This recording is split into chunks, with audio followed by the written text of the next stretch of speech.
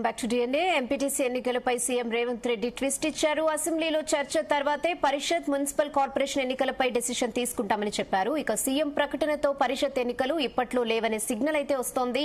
BC రిజర్వేషన్ల కోసమే ఆలస్యమని చెప్తున్నా కూడా పార్టీ గుర్తులపై జరిగే ఎన్నికలు కాబట్టే సీఎం రేవంత్ ఆచి తూచి వ్యవహరిస్తున్నట్లు అంటున్నారు. మరోవైపు సర్పంచ్ ఎన్నికల్లో అనుకూల ఫలితాలు కూడా రాకపోవడం వల్లే ఎంపీటీసీ, జెడ్పీటీసీ ఎన్నికలకు భయపడుతున్నారని కేటీఆర్ ఆరోపించారు. ఎంపీటీసీ ఎన్నికలు ఎప్పుడు జరిగే అవకాశం ఉంది? బీసీ రిజర్వేషన్లు పెంచుతారా?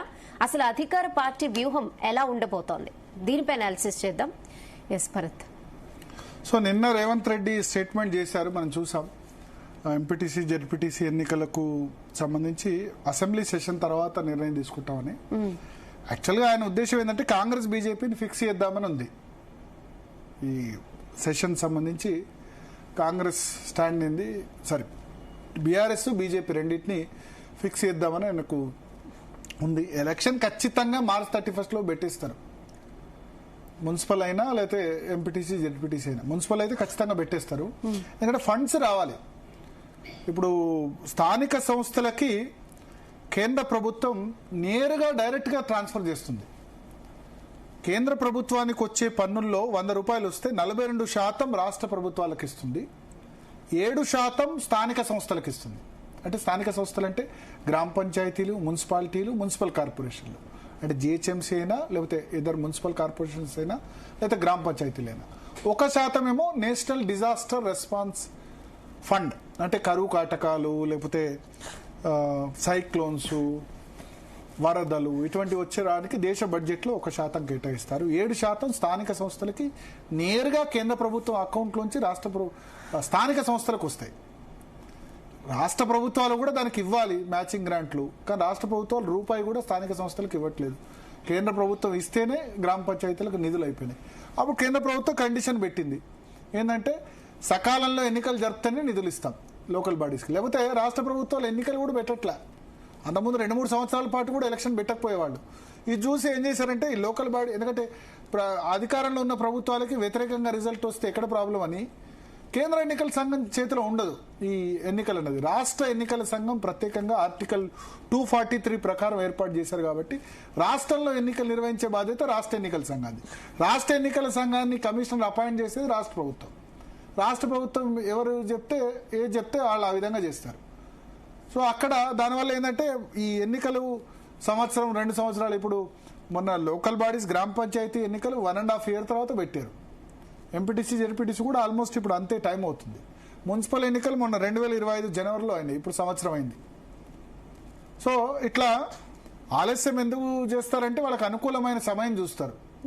అదే మీకు అసెంబ్లీ, పార్లమెంట్ అంటే చట్ట ప్రకారం ఖచ్చితంగా టర్మ్ అయిపోయిన 6 నెలల్లో పెట్టాలి. అసెంబ్లీ, పార్లమెంట్ లేట్ కాదు. ఎమ్మెల్యే, ఎంపీలు వాళ్ళ పదవులు లేట్ చేసుకోరు, టైంకి ఎలక్షన్ పెట్టిస్తారు.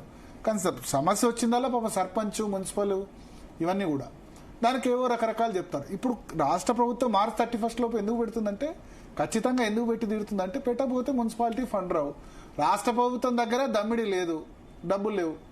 కాబట్టి ఆ మార్చ్ 31 లోపు ఎలక్షన్ మున్సిపాలిటీస్కి అయితే, ఇప్పుడు సర్పంచ్ అయితే పెట్టింది, మున్సిపాలిటీస్ పెట్టి తీరుతుందని నేను అనుకుంటున్నా.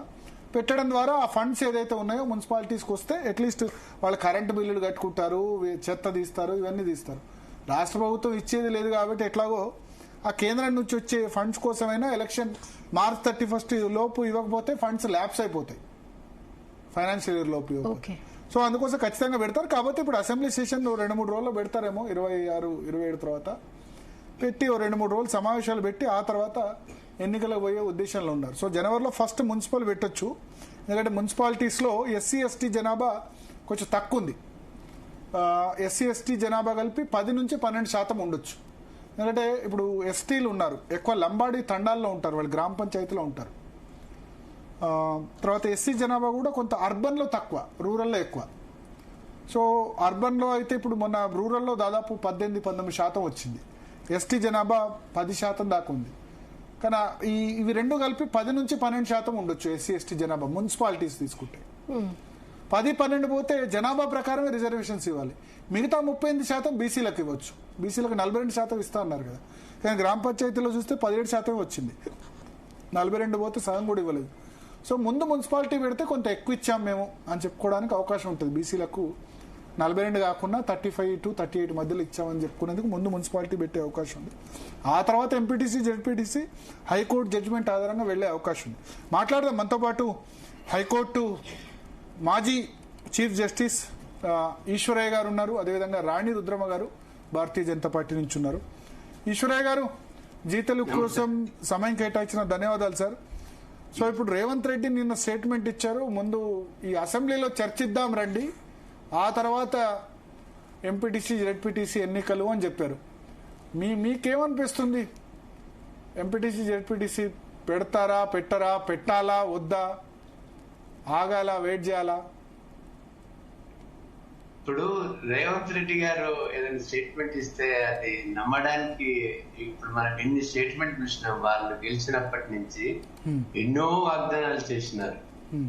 కామారెడ్డి డిక్లరేషన్ మొదలు పెట్టుకుంటే మొన్న ఎలక్షన్స్ వరకు కూడా 42% సాధించి తీరుతామని చివరికి చేతులు ఎత్తేసినారు. మేము కనీసం మాకు ఈ పార్లమెంటు వింటర్ సెషన్ లోనూ ఈ విషయం లేవనెత్తుతారు వాళ్ళ నాయకుడు అని ఎంతో ఎదురు చూసినాము. మేము ఢిల్లీలో పోయి రిప్రజెంటేషన్ ఇచ్చినా కూడా ఈ వింటర్ సెషన్ లో ఈ విషయమే ఊసే ఎత్తలేదు. అంటే రేవంత్ రెడ్డి గారికి పర్సనల్ గా బీసీలకు రాజకీయ అధికారం మార్పిడి రావడానికి ఏ మాత్రం చిత్తశుద్ధి లేదు అనేది తన చర్యలను బట్టి 2 సంవత్సరాల పాలన బట్టి మనకు తెలుస్తా ఉంటుంది. 42% చేస్తామని చివరికి హఠాత్తుగా సడన్ గా ఇది గ్రామ పంచాయతీ ఎలక్షన్స్ పెట్టినారు. పెడితే ఇప్పుడు ఎంత ఓన్లీ 21% మీ ఉన్న అంటే 50% దాటకూడదు కదా అని 21% పెట్టినారు. ఇందులో చూసినట్లయితే మొత్తం తెలంగాణ 12,760 గ్రామ పంచాయతీలు ఉన్నాయి. వీటిలో ఏజెన్సీలో 2,537 ఉన్నాయి గిరిజనులకు. ఏజెన్సీ ప్రాంతాలను మినాయిస్తే 10,000 గ్రామ పంచాయతీలు రిజర్వేషన్ల కేటాయింపులు జరిగినాయి. అందులో 2,090 ఎస్సీలకు, 714 ఎస్టీలకు, బీసీలకు 2,186, జనరల్కు 5,233. ఇక్కడ గమనించవలసిన విషయం అంటే జనరల్కి 5,233 గ్రామ పంచాయతీలు కేటాయిస్తే అందులో సగము బీసీలు గెలిచినారు. అంటే బీసీలకు రిజర్వేషన్స్ లేకపోయినా కూడా దాదాపు 50% బీసీలకు మొత్తంలో బీసీలు గెలవగలిగినారు. అంటే బీసీ వాదం రోజు రోజు పెరుగుతా ఉంటుంది. మరి ఆ బీసీ వాదం పెరుగుతుందనే మరి ముఖ్యమంత్రి గారు నిద్రపోతున్నట్లుంది. కాబట్టి ఇప్పుడు గ్రామ పంచాయతీలకు ఏదైతే మనకు పార్టీ సింబల్ లేకుండా జరిగినాయి, రేపు పార్టీ సింబల్ తోనే జరుగుతాయి. కాబట్టి గ్రామ పంచాయతీలో ఈ అధికార అగ్రకులాలది, ఆధిపత్య కులాలది పెత్తందారితనం ఎక్కువ ఉంటుంది. ఎక్కువ ఉన్నా కూడా బీసీలు ఎదుర్కొని మరి బిర్యానీ డబ్బులకు లోబడి కొన్ని సీట్లు పొడగొట్టుకున్నా కొంతవరకు సాధించుకోగలిగినారు. ఈ బీసీ భావజాలం అనేది చెప్పక తప్పదు. కాబట్టి రేపు మరి ఎంపీటీసీలు జడ్పీటీసీలు పెట్టకుండా డైరెక్ట్ గా మున్సిపాలిటీలో ఏదో లబ్ధి పొందుదాము అని చెప్పుకోవడానికి ఒకవేళ మున్సిపాలిటీలో పెడితే మాత్రము ఇక్కడ యూనిటీ బెటర్ గా ఉంటుంది. గ్రామాల కంటే పట్టణాలలో యూనిటీ బెటర్ గా ఉంటుంది. కాబట్టి బీసీ భావజాలము కొంచెం ఇంకా ఎక్కువ పనిచేస్తుందని మాకు ఆశ. మేమేమంటున్నాం, ఈ ఎలక్షన్స్ పెట్టకూడదు, ఇది గ్రామ పంచాయతీలు పెట్టినారు, ఇవి కనీసం వింటర్ సెషన్ లో లేపలేదు, ఇప్పుడు అసెంబ్లీలో లేపి 6 పార్టీ మరి మీటింగ్ కన్వీన్ చేసి ఒక రిజల్యూషన్ పాస్ చేసి మూకమ్మడిగా కేంద్ర ప్రభుత్వం మీద ఒత్తిడి తెచ్చి ఇప్పుడైనా 9th షెడ్యూల్ లో కలిపిన తర్వాతనే 42% రిజర్వ్ చేసి ఈ యొక్క మున్సిపాలిటీ ఎలక్షన్స్ కి వెళ్ళాలనేది మా యొక్క డిమాండ్. ఒకవేళ మున్సిపల్లో 36 to 38% వస్తే బీసీలకి 4-5% తక్కువ వస్తే, తక్కువ వచ్చినా కూడా అది రాజ్యం అది 50% కదా భారతి గారు. ఇప్పుడు ఎస్సీ ఎస్టీలకు పోగా 50%. అప్పుడు మనకు బీఆర్ఎస్ గవర్నమెంట్ లా అట్లా కూడా ఇవ్వలేదు. బీఆర్ఎస్ లో 33% ఇచ్చారు మున్సిపాలిటీస్ లో. ఆ మున్సిపాలిటీలు ఇచ్చారు. ఇప్పుడు కూడా అంతే వస్తుంది. 50% ఎస్సీలు ఎస్టీలకు పోగా 33-34% వస్తుంటుంది. కానీ అది వాళ్ళిప్పుడు పాలక వర్గాలు, అగ్రకులాలు వాళ్ళ జనాభా ఏంటంటే 15%. 15%కి 50% రిజర్వేషన్స్ ఏంది వాళ్ళకు ఓపెన్ గా. వీళ్ళకి కనీసం ఒక డెమోక్రటిక్ కంట్రీలో, ఒక గ్రామ పాలనలో, గ్రామ పంచాయతీ లెవెల్లో, ఒక మున్సిపల్ లెవెల్లో అక్కడ కూడా ఈ యొక్క డెమోక్రటికల్ కంట్రీలో వీళ్ళ యొక్క ప్రాతినిధ్యం లేకపోతే, బహుళ జనాలకు స్థానం లేకపోతే ఏ రకమైన పాలన జరుగుతుంది, ఏ రకమైన బడ్జెట్ కేటాయింపులు జరుగుతాయి, ఏ రకమైన న్యాయం జరుగుతుంది. 34% లెక్క కాదు ఇక్కడ. మాకు వాళ్ళు బీసీలే ఏదైతే 56, అది కూడా తప్పన తడక 60% ఉన్న బీసీలకి ఇది 34 అంటే సగం ఇవ్వటం అనేది మరి జనరల్ గా ఎక్కువ పెట్టడం అనేది సమంజసం కాదు అని మా యొక్క వాదన. ఓకే. సో రాణి రుద్రమ గారు, ఏంటి భారతీయ జనతా పార్టీ స్టాండ్ ఏంది? భారతీయ జనతా పార్టీ, బీఆర్ఎస్ కూడా వాళ్ళ నిన్న రేవంత్ రెడ్డి చెప్పిన దాని ప్రకారం వాళ్ళు చెప్పాలి అసెంబ్లీలో జవాబు. వాళ్ళు అడుగుతాం, వాళ్ళను కన్సిడర్ చేస్తాం ఎంపీటీసీ జెడ్పీటీసీ అని అంటున్నారు. భరత్ గారు, మీకు ప్యానెల్లో ఉన్నటువంటి పెద్దలందరికీ కూడా నమస్కారం. అయితే ఒకటి, బీసీ రిజర్వేషన్ కు సంబంధించి కామారెడ్డి డిక్లరేషన్ కి సంబంధించి 42% రిజర్వేషన్ ని లోకల్ బాడీస్ లో ఇస్తామని చెప్పింది రేవంత్ రెడ్డి గారు. ఇది నెంబర్ 1. నెంబర్ 2, బీసీల సంక్షేమానికి ప్రతి సంవత్సరం 20,000 కోట్ల రూపాయలు 5 సంవత్సరాలకు గాను 1,00,000 కోట్ల రూపాయలు కేటాయిస్తామని చెప్పింది రేవంత్ రెడ్డి గారు.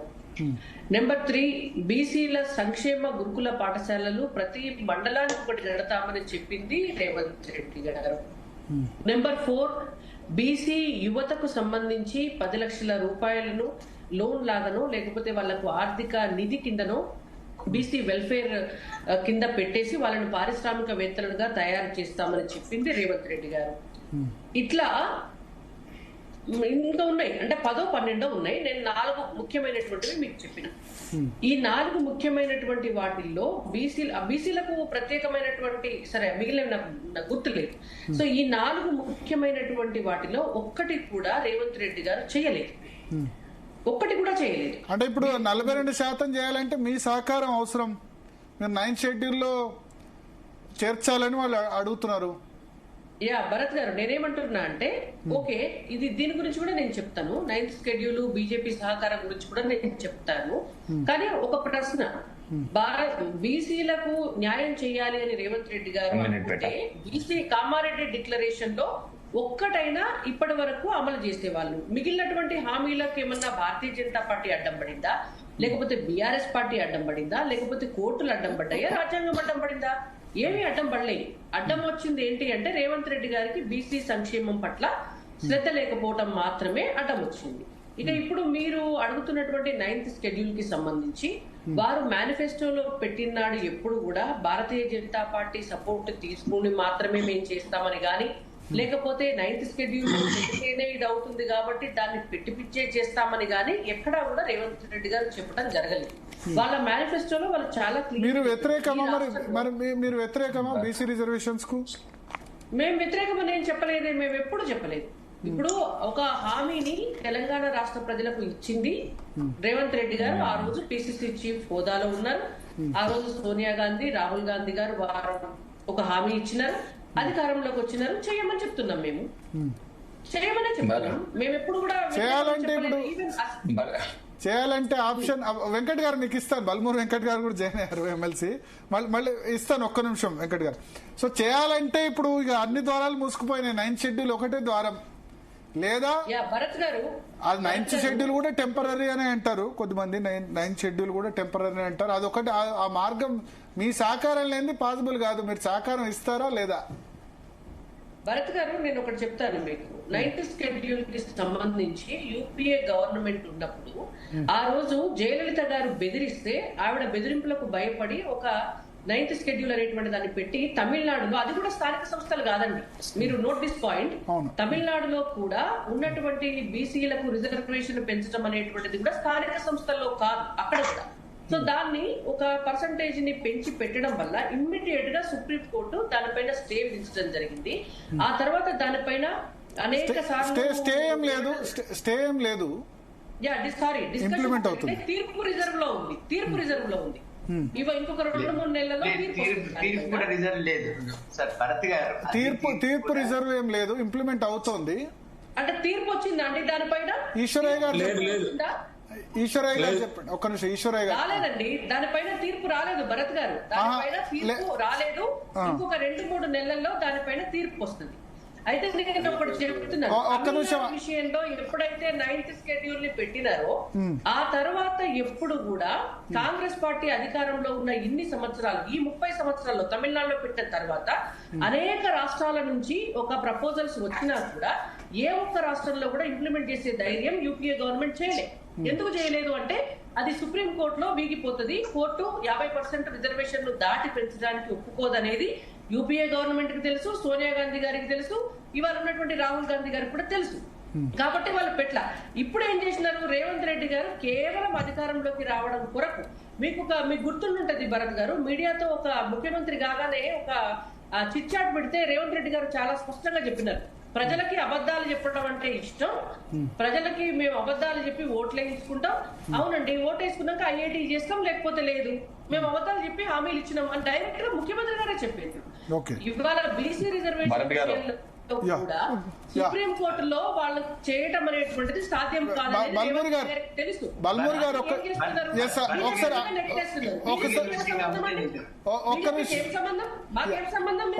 ఒకసారి బల్మూరి గారిని మీరు అడిగింది బల్మూరి గారిని అడుగుదాం. అడిగేంతలో జస్టిస్ ఈశ్వరయ్య గారు ఒక్కసారి ఏదో చెప్పాలనుకుంటారు. ఎస్, చెప్పిన తర్వాత బల్మూరి గారి దగ్గరికి వెళ్దాం. ఈశ్వరయ్య గారు.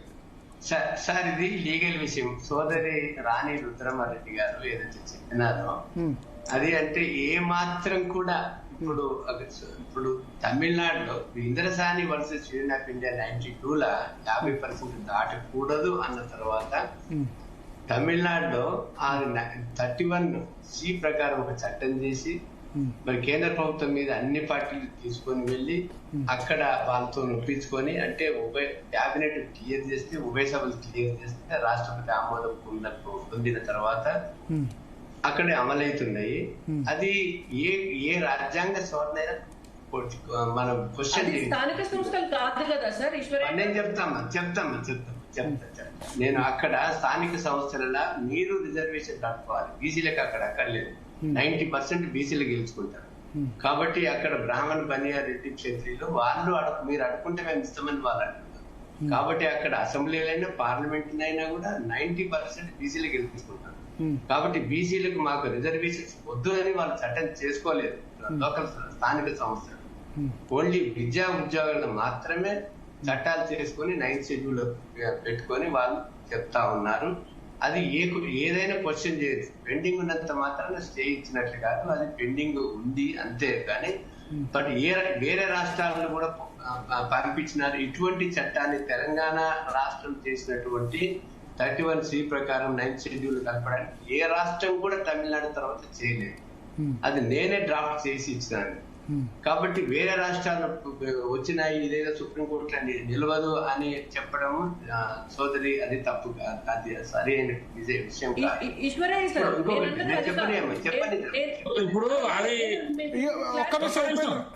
ఉపేంద్ర గారు ఒక్క నిమిషం ఈశ్వరయ్య గారు మాట్లాడినండి. ఈశ్వరయ్య గారు రాణి రుద్రమ గారు మాట్లాడారు, తర్వాత మీకు అవకాశం ఇస్తాను. నేను మీకు క్లారిటీ ఇస్తాను. ఈశ్వరయ్య గారు, నేను అన్నది ఇతర రాష్ట్రాలలో ఉన్నటువంటి డిమాండ్ల కూడా మరి యూపీఏ గవర్నమెంట్ రిజర్వేషన్ పెంచేది కదా. అసలు తమిళనాడుదే స్థానిక సంస్థలకు సంబంధించిన అంశం కాదు. కానప్పుడు ఇతర రాష్ట్రాలది కూడా అసలు కన్సిడరేషన్ లో లేదు. ఇప్పుడు ఇక్కడ తెలంగాణలో ఒక అబద్ధపు ప్రచారం కాంగ్రెస్ పార్టీ నాయకులు ఏం చేస్తున్నారు అంటే తమిళనాడులో స్థానిక సంస్థల్లో ఇచ్చారు, తమిళనాడులో స్థానిక సంస్థలు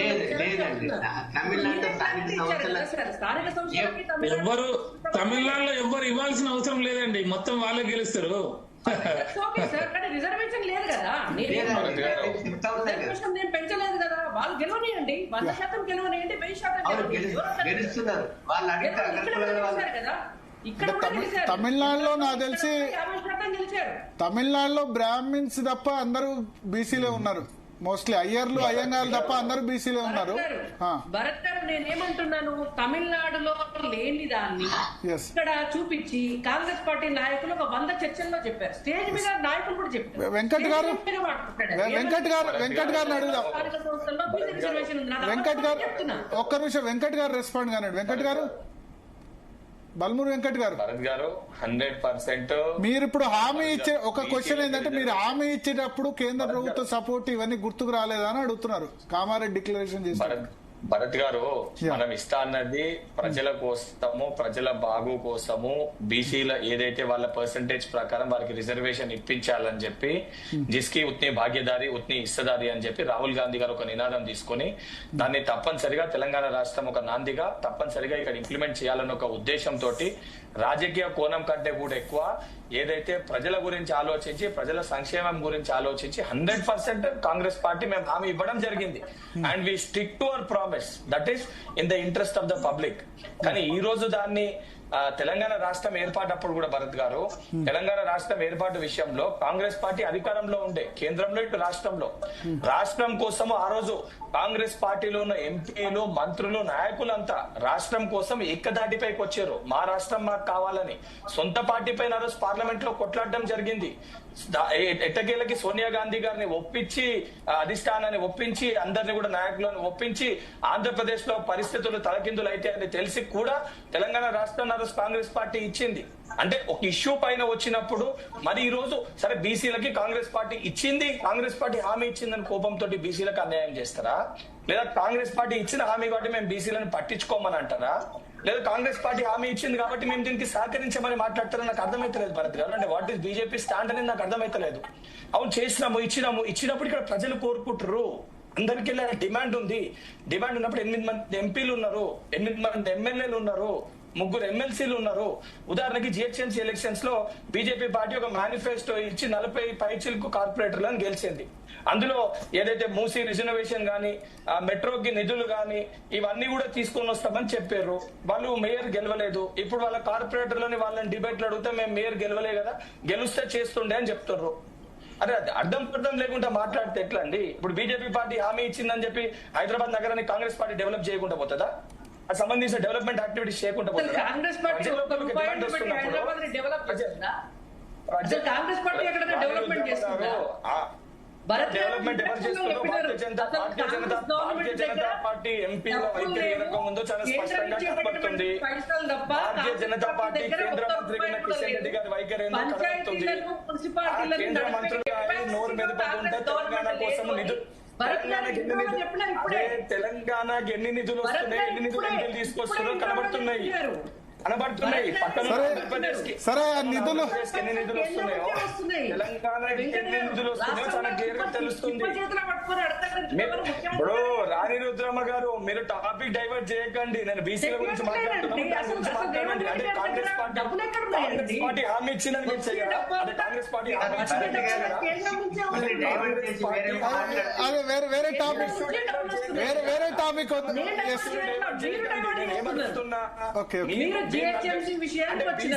మేము రిజర్వేషన్ ఇస్తామని చెప్పినామని మీరు ఇవ్వరా? అంటే కాంగ్రెస్ పార్టీ హామీ ఇచ్చిందని మీరు చెయ్యరా? బీసీల ఓట్లు వద్దా మీకు? అధికారంలో ఉంటారు, రండి బీసీల కోసం అంటే రారు. చాలా క్లియర్ గా ఒకటి వెంకట్ గారు క్వశ్చన్, వెంకట్ గారు ఒక్క నిమిషం వెంకట్ గారు ఒక నిమిషం. వెంకట్ గారు ఒకటి, ఇప్పుడు ఇంతకుముందు ఈశ్వరయ్య గారు మాట్లాడారు ఏంటంటే కాంగ్రెస్ కు చిత్తశుద్ధి లేదని ఆయన కూడా అంటారు. ఒకటి, ఈ బిల్లుకు సంబంధించి ప్రొసీజర్ పరంగా కరెక్ట్ పోలేదు. జంతర్ మంతర్ లో ధర్నా చేసినప్పుడు రాహుల్ గాంధీ, ప్రియాంక గాంధీ, మల్లికార్జున ఖర్గే 2 సార్లు చేస్తే 2 సార్లు ఎందుకు రాలేదని క్వశ్చన్ చేస్తున్న వాళ్ళకి మీరు ఇచ్చే జవాబు? ఈశ్వరయ్య గారు సార్ ఒక్క నిమిషం, let me talk afterwards you can talk. Cross talk చేసుకుంటే ఎవరు చెప్పేది కూడా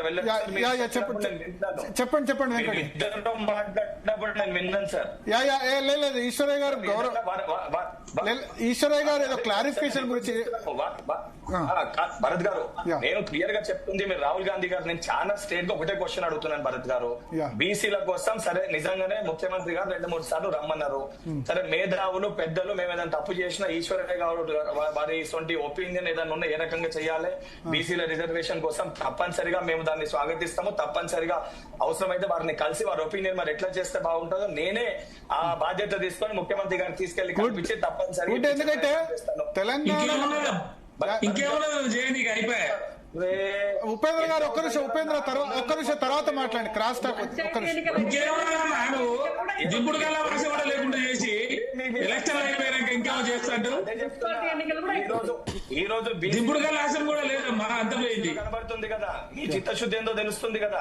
బీఆర్ఎస్ బీజేపీ పార్టీ చిత్తశుద్ధి ఏందో ప్రజలు అందుకే చెప్పారు, తీర్పిచ్చారు. దింపుడు గల్లా ఆశం కూడా లేదు ఇంకా నువ్వు చేసిన పని. అదే జుబ్లీస్ లో తీర్పిచ్చారు, ఇప్పుడు పంచాయతీ ఎన్నికల్లో తీర్పిచ్చారు మీకు. అందుకే 2005 మీరు గెలుస్తారా అట్లా? మీరు హైదరాబాద్ జిహెచ్ఎంసీ ఎలక్షన్స్ కమిషన్ తెచ్చుకోకపోతే గెలిచేటోళ్ళ అది వేరే టాపిక్ లేండి.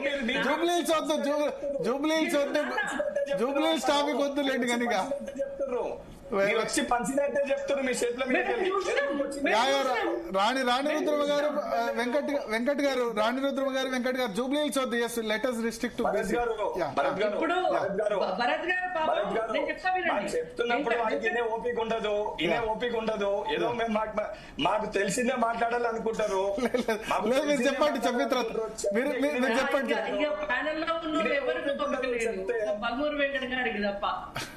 మీరు చెప్తున్నప్పుడు ఇన్న కదా 10 నిమిషాలు మాట్లాడినప్పుడు ఇన్న కదా ఓపిక లేదు. చెప్పండి మీరు వెంకట్ గారు. రాణి రుద్రమ గారు మళ్ళీ చిత్తశుద్ధి ఉంటే రండక్క కలిసి చేద్దాము బీసీలకు రిజర్వేషన్ కోసం. ఏడ చిత్తశుద్ధి ఉంది మీకు? ఎక్కడ మాట్లాడారు మాట్లాడారు చెప్పుర్రి.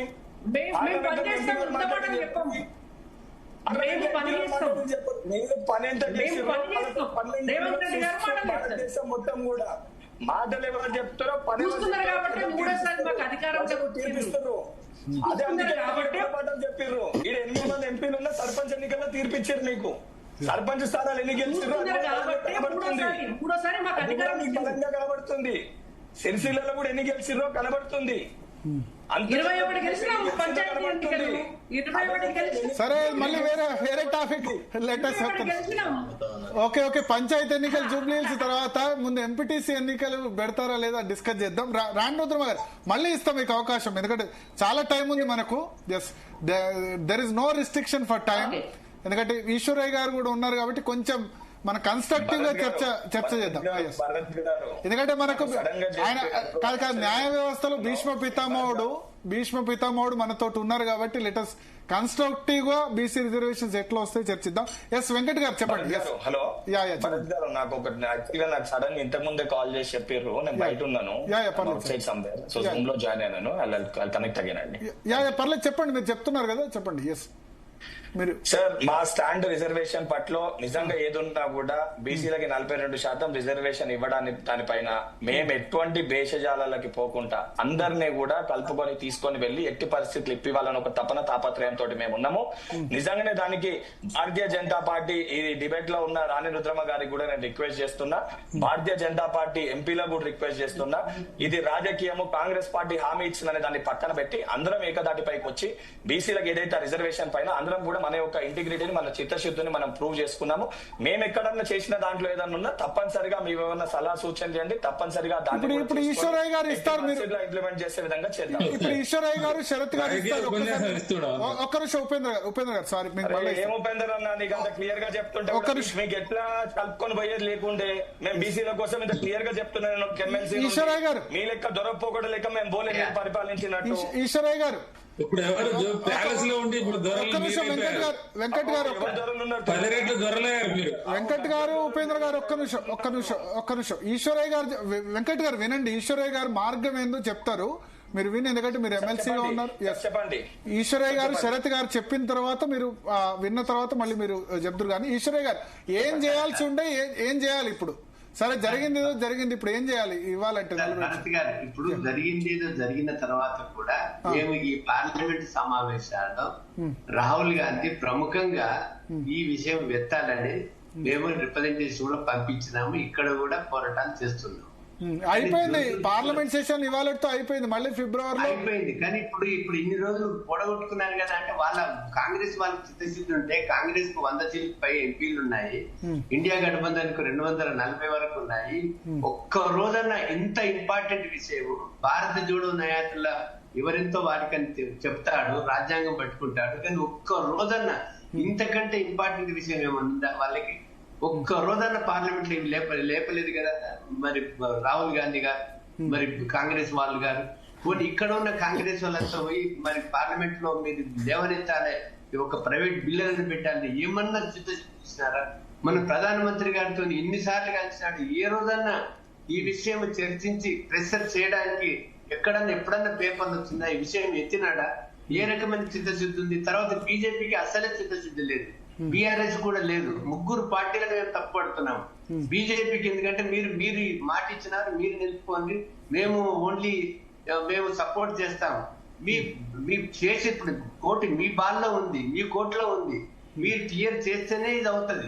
కాబట్టి భారతదేశంలో ఉన్న బీసీలందరూ గమనిస్తా ఉన్నారు. ఇప్పుడు హిందుత్వంతోనే గెలిచే రోజులు పోయినాయి. బీసీలను విస్మరిస్తే బీజేపీకి ఉండదు, కాంగ్రెస్ కు ఉండదు, పుట్టగతులు ప్రత్యామ్నాయ పార్టీలు వస్తాయి రాష్ట్రాల్లో కూడా. కాబట్టి బీఆర్ఎస్ దురదృష్టవంతు, బీఆర్ఎస్ కూడా ఈ రోజు వరకు కూడా మరి కేసీఆర్, కేటీఆర్, హరీష్ రావు గారు కూడా మేము అంటే చిత్తశుద్ధి వాళ్ళ మధ్యన ఉండి వాళ్ళు తమాషా చూస్తున్నారు, కానీ వాళ్ళు కూడా చిత్తశుద్ధితో పోరాడతలేరు. కాబట్టి మేము ఏ పార్టీకి సంబంధించిన కాదు, ఏ పార్టీకి ఏదో లేకపోతే అడుగులకు మడుగులుతున్న కాదు, బీసీ భావజాలం మీదనే మేము పోరాడుతున్నాము. కాబట్టి ఇప్పటికైనా కూడా అన్ని పార్టీలు ఒకటే, బీజేపీను కాంగ్రెస్ తప్పుపట్టి, కాంగ్రెస్ బీజేపీ తప్పుపట్టి, బీఆర్ఎస్ ఇప్పటికైనా ఆల్ పార్టీ మీటింగ్స్ పెట్టుకొని అందరం ఢిల్లీలో పోయి కూర్చొని మరి మీరు 9th షెడ్యూల్ కలపడానికి ఒక ప్రయత్నం చేస్తేనే ఇది 9th షెడ్యూల్ కలుపుతుంది. కలిపితే దీంతో అంటే వజ్ర కవచం లాగా ఉంటుంది. ఈడబ్ల్యూఎస్ కేసు రిజర్వేషన్స్ దాన్ని సపోర్ట్ చేసినాక 15-6, 16-6 దీనికి ఏ మాత్రం దోకలు. క్వశ్చన్ ఎవడైనా చేయొచ్చు, ఎవడో క్వశ్చన్ చేస్తాడు, ఇది కూడా నిలవదని బీజేపీలు అనడం, లేకపోతే ఇంకెవడో అనడము, ఇది శుద్ధ తప్పు. అంటే తప్పించుకున్న మాటలు, లేకపోతే ఒకరి మీద ఒకరి నేపాల్ మోపే మాటలు, కానీ చిత్తశుద్ధి ఏ పార్టీకి లేదని మా యొక్క అభిప్రాయం. శరత్ గారు ఏం చేయాలి ఇప్పుడు? ఏం జరుగుతుంది? మున్సిపల్ ఎలక్షన్స్ పెడతారా, ఎంపీటీసీ జెడ్పీటీసీ పెడతారా? లీగల్ ఆప్షన్ ఇప్పుడు హైకోర్టులో పెండింగ్ లో ఉంది. ఏ దశలో ఉంది హైకోర్టు? ఇప్పుడు మొన్న December 24th వచ్చిందా? సారీ నవంబర్ సుప్తావస్థలో ఉంది. హైకోర్టులో ఆర్గ్యూ చేసే మొగోడే లేడు అక్కడ. ఫస్ట్ ఆఫ్ ఆల్ ప్రభుత్వానికి చిత్తశుద్ధి లేదు. అసలు మెయిన్ గా GOMS 9 ని ఛాలెంజ్ చేసిన రోజున హైదరాబాద్ లో ఉండి కోర్టుకు రాలేదు అడ్వకేట్ జనరల్. మన సోకాల్డ్ మన రాజ్యసభ మెంబర్ మన రాష్ట్రం నుంచి ఎన్నికైనా ఢిల్లీ నుంచి ఆర్గ్యుమెంట్ చేసినాడు. ఆయన ఏం ఆర్గ్యుమెంట్ చేస్తున్నాడో అక్కడ జడ్జిలు ఏం వింటున్నారో ఎవరికి అర్థం కాని పరిస్థితి.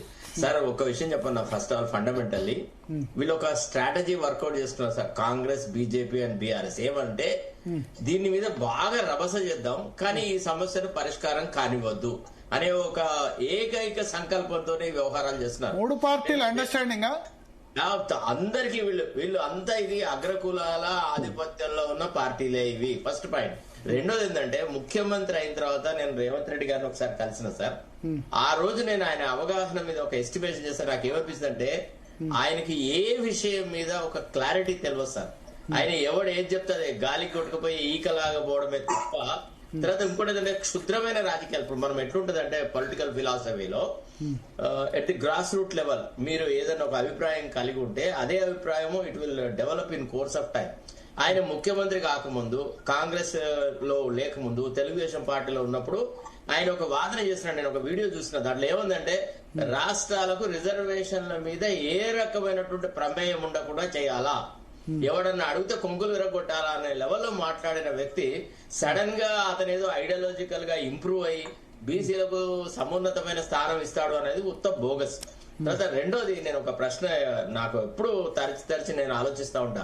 అఫ్ కోర్స్ కాంగ్రెస్ పార్టీకి మద్దతు ఇచ్చిన వ్యక్తి నేను, ప్రచారం చేసిన ఎన్ని చేసినా గానీ మీరు కామారెడ్డి డిక్లరేషన్ చేసేటప్పుడు మీరు చెప్పారు కదా ఏమని మేనిఫెస్టోలో, మేము చాలా మందితో డిస్కషన్ చేసినాం, చాలా డిబేట్ చేసినాం, మేధావులను కన్సల్ట్ చేసినాం. వరుసగా అదే పనిగా గాంధీ భవన్ లో మీటింగ్ పెట్టినాడు శ్రీధర్ బాబు గారు, మేనిఫెస్టో కమిటీ చైర్మన్. మరి మీరు ఏం ఆలోచించి కామారెడ్డి డిక్లరేషన్ చేసినారు? దాని ప్రాతిపదిక ఏంది? ఏ కోణంలో మీరు ఇది సాధ్యం అవుతుందని అనుకున్నారు? ఇవాళ మీరు కొండ ఎక్కడానికి కొండదాకా పోయి అక్కడ కొండను చూసేసి భయపడి మాకు ఎవరైనా మద్దతు ఇస్తే మేము ఎక్కుతామనంటే ఆ మాత్రం దానికి నువ్వు కొండ ఎక్కుతానని చెప్పినావు. నీ అవసరం ఏముంది? నువ్వు ప్రజలను వంచన చేయడం తప్ప ఇతరతర లేదండి.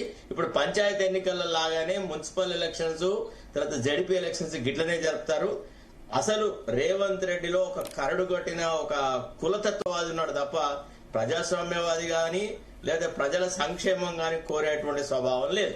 ఈవెన్ గత ప్రభుత్వం అమలు చేసిన సంక్షేమ కార్యక్రమాలు ఐజిటీసీ అమలు చేస్తే కూడా 70% మంది ఉన్నటువంటి బీసీలకు లాభం జరుగుతుంది. ఇవాళ రైతు బంధును కరెక్ట్ గా అమలు చేసిన, మహిళలకు 2500 ఇచ్చినా, లేదా వృద్ధాప్య పెన్షన్లు ఇచ్చినా, ఇందులో బహుళంగా లాభం పొందే వాళ్ళందరూ బీసీలేనండి. ఎవరికి ఇస్తారు? ఏ బాపనాయనకి, ఏ కోటాయనకి ఈయన వృద్ధాప్య పెన్షన్ ఇస్తున్నాడు, లేదా ఎవరు తీసుకుంటున్నారు అంటే ఆ స్కీమ్స్ ను కూడా పక్కకు పెట్టడం వెనక మనం ఆలోచన చేయాల్సి వస్తుంది. ఇప్పుడు మనం పవిత్రమైన ఒక వాగ్దానం ఎందుకు చేయాలి ఎన్నికలప్పుడు? మేనిఫెస్టోను బైబిల్ అని ఎందుకు అన్నాడు, భగవద్గీత అన్నాడు, దాన్ని రకరకాల మాటలు మాట్లాడిన అవన్నీ ఎక్కడ పోయినాయి? ఒక్క నాడన్న మల్లికార్జున ఖర్గే నోట మీరు విన్నారా? కాంగ్రెస్ పార్టీ అధ్యక్షుడు, ఆయన దళితుడే కదా. ఏమయ్యా రేవంత్ రెడ్డి, మనం ఇట్లా మాట ఇచ్చినాం కదా, towards that direction what action have you taken అని ఎవరన్నా అడిగినారా? ఎంతమంది మొత్తుకుంటే 2 కేసులు వేసిన తర్వాత అప్పుడు బీసీ కమిషన్ కాన్స్టిట్యూషన్ అయింది. తర్వాత డెడికేటేషన్ కమిషన్ కావాలని చెప్పి నేను కృష్ణయ్య ఇద్దరం సపరేట్ గా రిట్ పిటిషన్ వేసిన తర్వాత ఒక సింగిల్ మ్యాన్ కమిషన్ రిపోర్ట్ ఇచ్చినారు, అపాయింట్ చేసినారు. ఆ రిపోర్ట్ ఎవరికి తెలుస్తుందండి? అదొక బ్రహ్మ పదార్థం. అంటే ఏ విషయంలో కూడా క్లారిటీ ఆఫ్ థాట్ లేకుండా బీసీలను వంచిస్తున్న ముఖ్యమంత్రి రేవంత్ రెడ్డి. కాబట్టి నేను కొంత పెసిమిస్టిక్ గా కూడా తయారైన ఈ రేవంత్ రెడ్డి నేతృత్వంలో బీసీలకు న్యాయం జరగదు. రేవంత్ రెడ్డి హటావో, బీసీకు బచావో, అది ఒకటే సరైన మార్గం. ఒకసారి రేవంత్ రెడ్డి హటావో, బీసీ బచావో. ముఖ్యమంత్రి బట్టి కాంగ్రెస్ విధానం ఉంటుందా?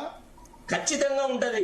పార్టీకి డబ్బులు ఇచ్చేది ఇప్పుడు కాంగ్రెస్ పార్టీ నడుస్తున్నది. రాహుల్ గాంధీ అంత జిత్ని ఆబాది ఉత్తరే భాగీదారి అంటున్నాడు. ఇప్పుడు కాంగ్రెస్ ఎంత దుర్బలంగా తయారైందంటే ఇప్పుడు అప్పుడు కిరణ్ కుమార్ రెడ్డి రాదన్న తెలంగాణ ఇచ్చారు కదా, కాదన్నా? ఆనాటి పరిస్థితులు వేరు, ఈ రోజు పరిస్థితులు వేరు. కాంగ్రెస్ అంత స్ట్రాంగ్ ఉన్నాడు రేవంత్ రెడ్డి, హైకమాండ్ కూడా మీద ఉంది సార్. కాంగ్రెస్ పార్టీకి ఇప్పుడు దిక్కు దివాణం లేదు. ఎందుకంటే కేంద్రంలో వాళ్ళ పరిస్థితి ఎంత దారుణంగా తయారైందంటే ఇప్పుడు ఇవాళ ఇండియా అలయన్స్ లో ఉన్న వాళ్ళందరూ కూడా కాంగ్రెస్ పార్టీని దూషిస్తున్నారు, పక్కకు తప్పుకున్నారు. లేటెస్ట్ గా Jammu and Kashmir chief minister ఏం చెప్పినాడు, ఈ ఓట్ చోరీ ఇట్లాంటి నినాదాలు ఇవన్నీ కాంగ్రెస్ పార్టీకి వ్యక్తిగతంగా సంబంధించినవి, ఇవన్నీ ఇండియా అలయన్స్ కు సంబంధించినవి కాదు, మాకు అందులో భాగస్వామ్యం లేదు, వాటి ఫెయిల్యూర్ తో మాకు సంబంధం లేదన్నాడు. అట్లనే మొన్న బీహార్ ఎలక్షన్స్ తర్వాత తేజస్వి యాదవ్ కూడా ఒక నిర్ణయానికి వచ్చాడు. అనవసరంగా పొరపాటులో నేను 0తో గుణించుకొని నన్ను నేను 0 చేసుకున్నా, ఈ కాంగ్రెస్ ఇస్ అ లయబిలిటీ అనే అభిప్రాయానికి అతను వచ్చినాడు. ఇవాళ ఏ పార్టీ కాంగ్రెస్ తో ఎలైన్ అవ్వడానికి రెడీగా ఉంది? ములాయం సింగ్ యాదవ్ ఉన్నాడా? లేడు. అఖిలేష్ యాదవ్ ఉన్నాడు. అఖిలేష్ యాదవ్ ఉన్నాడు, యూపీఏలోనే ఉన్నాడు. కానీ అతని కాంగ్రెస్ కి ఏం టికెట్లు ఇయ్యాడు? 10-20 కంటే ఎక్కువ. ఇప్పుడు అనవసరంగా ఎక్కువ టికెట్లు తీసుకొని అన్ని ఓడిపోయి వాళ్ళతో పాటు భాగస్వామ్య పక్షాలను కూడా ఓడగొట్టి చాలా ఘనత సాధించినాడు రాహుల్ గాంధీ. కాబట్టి దేశవ్యాప్తంగా ఇప్పుడు నేను ఒక్కటే ప్రశ్న అండి, ఇవాళ he is the leader of the opposition, what prevents him from raising the issue in the parliament? ఒక్కసారి ఈశ్వరయ్య గారు అదే ఈ పార్లమెంట్ సెషన్ లో మరి ఒక్కళ్ళు కనీసం తెలంగాణ ఎంపీలు ప్రాతినిధ్యం వహిస్తున్న వాళ్ళు కూడా రేజ్ చేయలేదు. తెలంగాణ ఎంపీలు ఎవరు సార్? తెలంగాణ అదే కాంగ్రెస్ ఎంపీలు ఎవరు రేజ్ చేయలేదంటారు. తెలంగాణ నుంచి ప్రాతినిధ్యం వహిస్తున్న వాళ్ళు కూడా ఎవరు రేజ్ చేయలేదు. ఒక రిజర్వేషన్ సీట్లలో వచ్చిన వాళ్ళు తప్ప ఇతరులంతా బీసీ రిజర్వేషన్ అపోజ్ చేసిన వాళ్ళే, బీసీ రిజర్వేషన్ తో సంబంధం లేని వాళ్ళే. వాళ్ళలో ఎవరిని రాజకీయ నాయకుడు చూస్తారు? అందరూ దళారీలు, కాంట్రాక్టర్లు, గుత్తేదారులు. ఇందులో రాజకీయ నాయకుడు ఎవడండి? పొలిటికల్ ఐడియాలజీ ఎవరికైనా చెప్పండి, నాకు ఒక్కటి పేరు చెప్పండి, ఫలానా వాడు ఐడియాలజీతో డెవలప్ అయినాడు అని. రాజకీయాలను దుర్మార్గంగా మార్చి 1000 కోట్లతో ఎన్నికల ఖర్చును పెంచి కేసీఆర్ ఒక పాపం కట్టుకున్నాడు. ఆ పాప ఫలితమే ఇవాళ కాంగ్రెస్ కూడా అనుభవిస్తుంది, రాష్ట్ర ప్రజలు అనుభవిస్తా ఉన్నారు. ఉపేంద్ర గారు ఏంటి బీఆర్ఎస్ ఏంటి, మీరు బీసీ కమిషన్ మాజీ సభ్యులు కూడా ఇప్పుడు ఏం చేయాలి ఇప్పుడున్న పరిస్థితిలో? మీరు సరే మీకు ఎంత కాకుండా అంత మంచిది అన్నట్టు అనిపిస్తుంది బీఆర్ఎస్ కూడా. అట్లనేం లేదు, మొదటి నుంచి కూడా అంటే కొన్ని విషయాలలో మీరు డిఫర్ అవుతారు మాకు తెలుసు. గతంలో శరత్ సారు అందరూ కూడా డిఫర్ అయ్యి ఇప్పుడు శరత్ సార్ నోట్ల నుంచి కూడా రైతు బంధు పెన్షన్ల స్కీమ్ల గురించి మాట్లాడి రావడం అనేది చాలా శుభ పరిణామం. కాకపోతే కొంచెం కొద్దిగా ఆలస్యం వాట్ ఏం జరిగింది అనేది రాష్ట్రంలో అనేది కొంచెం లేట్గానైనా మనం తెలుసుకుంటాం. దాంట్లో రాజకీయాలుగా మాట్లాడేటప్పుడు ఏం తప్పుపట్టనీకి లేదు. సోదరి అంతకుముందు మన ఝాన్సీ వారు మంచిగానే వారికి రాణి రుద్రమదేవి గారు ఝాన్సీ లక్ష్మీబాయి అని దేశ స్వతంత్ర పోరాటంలో పేర్లు కదా. అయితే వారికి కొంచెం మంచిగానే బీజేపీ భావజాలం అబ్బినట్టు మనకు అనిపిస్తా ఉన్నది. ఎందుకు ఈ మాట అనాల్సి వస్తున్నది అంటే వాళ్ళు ఈడబ్ల్యూఎస్ రిజర్వేషన్ తీసుకొచ్చినప్పుడు కేవలం ఒక రోజున్నరలో రాత్రే కొట్టారు. మరి ఆ ఈడబ్ల్యూఎస్ గురించి ఈ దేశంలో ఉద్యమాలు జరగలేదు, ఎక్కడ ఎవరు ఎలాంటి ధర్నాలు చేయలేదు, రిప్రజెంటేషన్లు ఇవ్వలేదు. మరి తీసుకొచ్చారు రిజర్వేషన్లు. బీజేపీ బీసీలకు వ్యతిరేకం అనడానికి మాత్రమే నేను చెప్తాను, ప్రయత్నం చేస్తా ఉన్నా. అదే విధంగా వాళ్ళ పరిపాలనలో మహిళా రిజర్వేషన్ తీసుకొచ్చారు. మహిళలకు రిజర్వేషన్ ఇవ్వాలని మేము కూడా కోరుకుంటున్నాం, అందులో ఏం తప్పలేదు. కానీ ఆ ఇచ్చే మహిళల్లో కూడా మా ఓబీసీ మహిళలు, ఎంబీసీ మహిళలు, డినోటిఫైడ్ వాళ్ళకు కూడా ఇవ్వాలని చెప్పేసి 5 ఏళ్ళు మహిళా మంత్రి లేకుండానే కేబినెట్ నడిపారు. ఇక మీరు మహిళా రిజర్వేషన్ కోరుకున్నారంటే సరే, మీరు మాట్లాడండి. ఇప్పుడు ఈ మధ్యకాలంలో ఫస్ట్ కేబినెట్ లో అసలు మహిళా మంత్రి లేదు దేశంలో. ఒక ఫుల్ టర్మ్ మహిళా మంత్రి లేకుండా కేబినెట్ బహుశా 1950s లో కూడా లేదు. 1950s లో కూడా మహిళా మంత్రి ఉండే. మీరు 70 సంవత్సరాల తర్వాత స్వతంత్ర భారతంలో ఇప్పుడు నిన్న మన ఈశ్వరయ్య సార్ లైన్ లో ఉన్నాడు కాబట్టి ఒక విషయం మాట్లాడాల్సి వస్తుంది. లేటెస్ట్ జడ్జిమెంట్ నిన్న వచ్చింది సుప్రీంకోర్టులో. Bar council of India election జరుగుతున్నాయి, శరత్ సార్ ఉన్నాడు కాబట్టి అక్కడ కూడా మహిళలకి రిజర్వేషన్ 30% ఇవ్వమని చెప్పారు. కానీ ఆ 30%లో మరి వాళ్ళు గతంలో ఏమన్నారు, ఆంధ్రాను తెలంగాణని ఇంకొక రాష్ట్రాన్ని 3 రాష్ట్రాలను మినహాయించినారు. దాన్ని మళ్ళా మనం కరెక్షన్ చేసేసి ఈ రాష్ట్రాలకు కూడా మహిళా రిజర్వేషన్ అమలు చేయాల్సిందే. If necessary you issue fresh notification అని అన్నారు. కాబట్టి నేను ఏమంటున్నా సార్, ఒక నిమిషం ఒక మాట మీరందరూ ప్రతిపక్షాలకు వచ్చినాకనే యాక్టివ్ అవుతారండి. అధికార పక్షంలో ఉన్నప్పుడేమో ఒక్కనాడు, ఇప్పుడు నీకైతే చిన్న వయసులో ఎంత గొప్ప మహదవకాశం దొరికింది చెప్పు. ఆనాడు కనుక నువ్వు ఇట్లనే గొంతు విప్పుంటే మేము చాలా అప్రిషియేట్ చేసేవాళ్ళం. ఇప్పుడు మీరు మాలాగా ఎందుకు పార్టీ హైకమాండ్ కాదని తోసిపుచ్చి రిజిగ్నేషన్ వాడు మూతి మీద కొట్టి బయటికి రాలేదు? మీరెందుకు ఆనాడు సైలెంట్ గా ఉన్నారు? నేను అనేది ఏంటంటే మీరు కేవలం ప్రతిపక్షంలో ఉన్నప్పుడే బీసీల పట్ల సానుభూతి చూపెట్టకండి. అధికార పక్షంలో ఉన్న వాళ్ళు కూడా గట్టిగా మాట్లాడినప్పుడే అధికార పార్టీలో ఒక అభిప్రాయం అనేది ఏర్పడుతుంది. ఇప్పుడు ఒక ప్రతిపక్షానికి అధికార పక్షానికి మనకు తేడా ఉంటుంది తెలుసు. మేము అధికార పక్షంలో ఉన్నప్పుడు మీకు తెలుసు 33% రిజర్వేషన్ ఇవ్వాలి చట్టసభలలో, అసెంబ్లీలో, శాసన మండలిలో, పార్లమెంట్ లో. మేము అన్నిట్లో ఇవ్వాలి. లోకల్ బాడీ గురించి వీళ్ళు మాట్లాడి కాంగ్రెస్ లో బీసీలకు మేము ఏదో చేస్తున్నామని వాళ్ళు మోస్తున్నారు. కానీ మొత్తం చట్టసభల్లో 33% రిజర్వేషన్ ఇవ్వాలని మొదటి అసెంబ్లీలో తీర్మానం చేసినాం కదండి. దగ్గర ఉన్నది కదా, చేయాలని చెప్పినాం కదా. చేయమని చెప్తే ఎటువరకు అది కూడా పెండింగ్ లోనే ఉన్నది కదా. చేయలేదు, అసలే కాలేదు అంటే అసలు కీ పాయింట్ ఎక్కడ ఉన్నది? కేంద్రం దగ్గర ఉన్నది.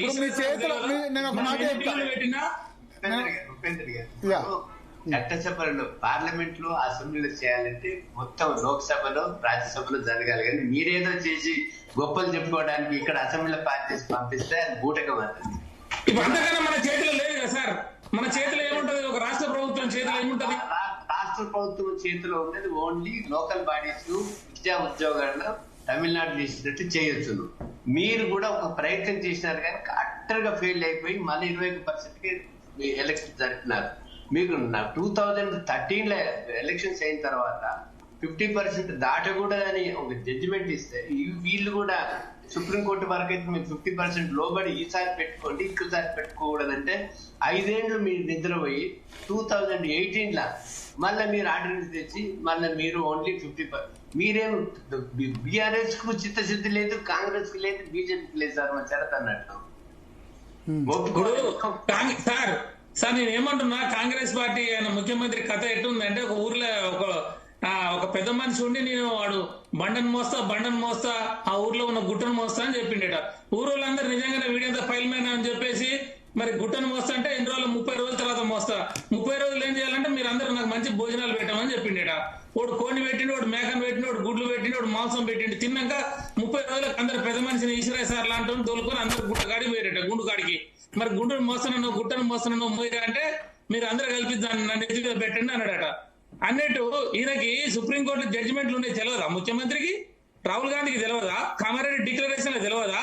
ఇవన్నీ కూడా పెట్టి ఓట్లు వేయించుకొని నువ్వు అసెంబ్లీ ఓట్లు వేయించుకుంటే ఇప్పుడు మళ్ళీ ఇక్కడికి వచ్చేసరికి ఉన్న 23% మేమని ఇచ్చినాం. అయ్యా ఏం చెప్పిండు? దించిండు కేసీఆర్ ఎక్కువ రిజర్వేషన్ తక్కువ చేసిండని మాట్లాడారు వీళ్ళంతా. మరి ఈయనంతా గొప్ప పెద్ద పీకుడుగాడు ఏకుడుగాడు వచ్చిండని చెప్పి మనందరం భాజపా మంత్రులు కొట్టిరు కదా, పాలు పోసిరు కదా, బాంబులు కాల్చారు కదా, మిఠాయిలు తిన్నారు కదా. ఏమైంది మరి వీళ్ళంతా?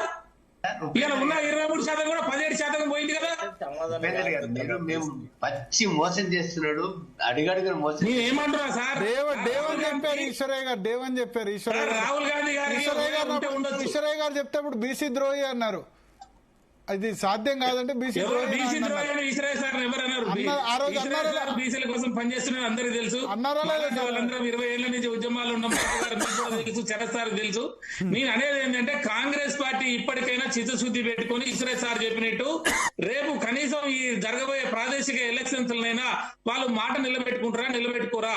ఇవాళ అన్యాయంగా అక్రమంగా మోసం చేసి తెలంగాణ బీసీల నోట్లో మట్టి పోసి ఇవాళ 42% అని చెప్పి 23% బీకేసి 17% చేసి మళ్ళీ ఇప్పుడు ఏమంటున్నాడు అంటే అసెంబ్లీలో చర్చ పెడతారట.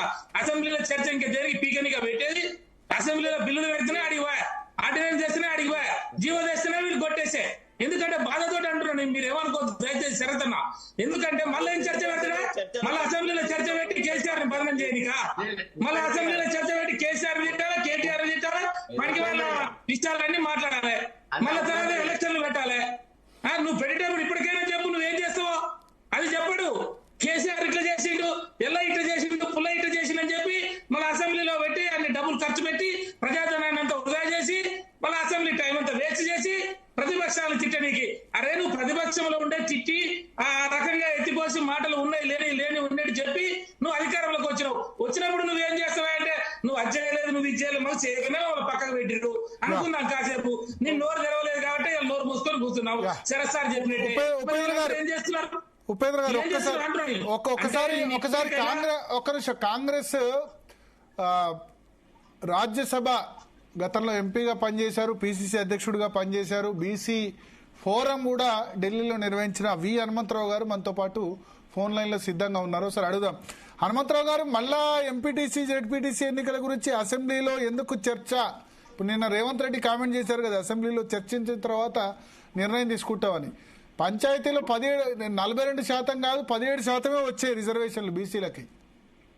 ఇప్పుడు దీనికి ఒకటే కారణం అండి, కోర్టు మాకు అడ్డం వస్తున్నాయి. 50% నిజరాసాని కేసులో సీలింగ్ పెట్టిండ్రు. దానికి తప్పనిసరిగా మొన్న ఢిల్లీలో నేను మల్లికార్జున ఖర్గే అదే విధంగా రాహుల్ గాంధీ గారు తప్పనిసరిగా రేపు జరగబోయే బడ్జెట్ సమావేశంలో ఇవాళ అయిపోయింది. దీని మీద ఒక పక్క ఇది అవుతుంటే ఇంకో పక్క మహాత్మా గాంధీ రోజ్గార్ యోజనను కూడా పేరు మార్చేసిరు. మహాత్మా గాంధీ పేరు ఏదైనా 9th షెడ్యూల్ లో పెట్టడానికి రాహుల్ గాంధీ గారు బీయింగ్ అపోజిషన్ లీడర్ ఆయన ప్రయత్నం చేస్తారు. ఆ తర్వాతనే మాకు న్యాయం జరుగుతుంది అనేది. ఎందుకంటే సర్పంచులు అయిపోగొట్టిరు, ఈ కూడా అయిపోగొట్టిన తర్వాత ప్రయత్నం చేస్తే ఇంకేమవుతుంది? ఇప్పుడు నేను అనేది ఏంటంటే ఎప్పటి వరకు అయితే 9th షెడ్యూల్ లో అది కానే కాదు, కోర్టు మాకు అడ్డం వస్తుంది. వాళ్ళు 10% ఏది అగ్ర కులాలకు ఇస్తే మేము ఏమనలేదు. ఇప్పుడు మా మీద కోర్టులో కేసు వేసారు కాబట్టి దీనికి ఒక్కటే థీరీ. గతంలో IIM లో సోనియా గాంధీ యూపీఏ చైర్పర్సన్ గా బిల్లు పెట్టింది, పాస్ అయింది. అదే విధంగా రాహుల్ గాంధీ గారికి కూడా తప్పనిసరిగా పార్లమెంట్ లో 9th షెడ్యూల్ లో పెడితే అప్పుడు మాకు న్యాయం జరుగుతుంది అనేది నా ఉద్దేశం. ఒకసారి ఈశ్వరయ్య గారు ఏదో అడగాలనుకుంటారు. ఈశ్వరయ్య గారు వారు ఏమంటారో నాకు తెలుసు. ఎందుకంటే మేము గతంలో IIM లో తర్వాత ఏది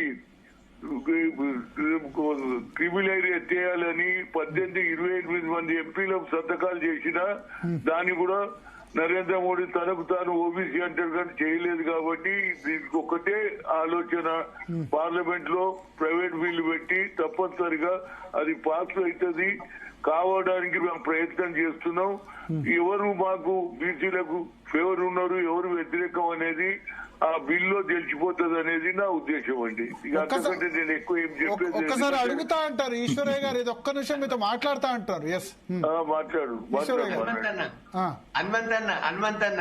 ఇప్పుడు ఈ శీతాకాల సమావేశంలో మీరు అడగలేదు, రాహుల్ గాంధీ ఎంత గోల్డెన్ ఆపర్చునిటీ పొడగొడుతున్నాడు కదా, పార్లమెంట్ లో ఎందుకు లేవంటలేదు. ఇంకొకటి, ఇప్పుడు రేవంత్ రెడ్డి గారు బీసీలకు 42% పార్టీ పరంగా ఇస్తానన్నాడు. మీరెవరన్నా కొట్లాడినారా? 40% ఎందుకు ఇవ్వలేదు? మా పార్టీ పరంగా కూడా మోసం చేసినారు. ఈ రెడ్డి ఎమ్మెల్యేలు ఎవరైతే ఉన్నారో నేను మా ఊర్లో పోతే మేము కానీగా ఎవరైతే మెజారిటీ ఉంటారో వాళ్ళని గెలిపించుకుందామంటే ఎమ్మెల్యే ఎన్నుకుంటా ఒక 5-10 లక్షలు పంపించి వాడిని పోటీ పెట్టి ఇంకొని పెట్టుకున్నాడు. వాడిని ఓడగొట్టి మేము గెలిపించుకోగలిగినాం. ఎక్కడన్నా ఇప్పుడు మీ పార్టీల ఆధిపత్య కులాల పార్టీ కానీ హనుమంతన్న మానవ బీసీల పార్టీ కాదు మీది. తెలంగాణలో మాత్రం ఖచ్చితంగా ఈ తెలంగాణలో సామాజిక న్యాయానికి బద్ద వ్యతిరేకంగా మీ ముఖ్యమంత్రి గారు చేస్తున్నారు. ముఖ్యమంత్రి గారు చేసే పనులు అన్ని చేసిండండి. బిల్ పాస్ చేశాడు, 150 కోట్లు శాంక్షన్ చేశాడు, ఇంటింటికి కూడా సర్వే అయ్యింది. అన్ని అయినాక కూడా ఇవాళ కోర్టు మాకు అడ్డం వచ్చింది కాబట్టి విధి లేని పరిస్థితిలో ఉన్నాం. తప్పనిసరిగా మా రాహుల్ గాంధీ గారు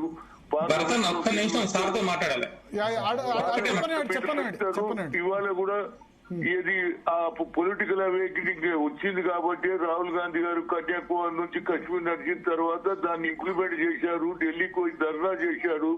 అదేవిధంగా ఇది ఆర్డినెన్స్ తీస్తే మా గవర్నర్ గారు కోల్డ్ స్టోరేజ్ లో ఇచ్చారు. ఇవన్నీ బీజేపీ ప్రధానమంత్రి ఉండి ఆయన ఏం చేస్తలేడు. అగ్రకులైనా రాహుల్ గాంధీ గాని రేవంత్ రెడ్డి చేయడానికి ప్రయత్నం చేస్తున్నారు. దానికి మేము తప్పనిసరిగా ప్రయత్నం చేస్తాము. తప్పనిసరిగా ఇవాళ కూడా కానీ ఇప్పుడు పార్లమెంట్ సెషన్స్ లాస్ట్ 15 రోజులుగా జరిగాయి, ఇవాళతో అయిపోయినాయి. మీరు ఎందుకు ఒక్కసారి కూడా ఈ ఇష్యూని రేజ్ చేయలేదు? సరే, రాహుల్ గాంధీ రేజ్ చేయలేదు, తెలంగాణ ఎంపీలు కూడా రేజ్ చేయలేదు. తెలంగాణ బీసీ ఎంపీ అవునండి, వేరే ఎంపీలు మీరు ఎంతసేపటికి కాంగ్రెస్ నే మీరు టార్గెట్ చేస్తారు. మరి బీజేపీ ఎంపీలు ఏం చేసిందంట? బీజేపీ ఎంపీలు హామీ ఇచ్చింది మీరు కదా. కిషన్ రెడ్డి గారు ప్రధానమంత్రి తీసుకోపోవడం ఎందుకు?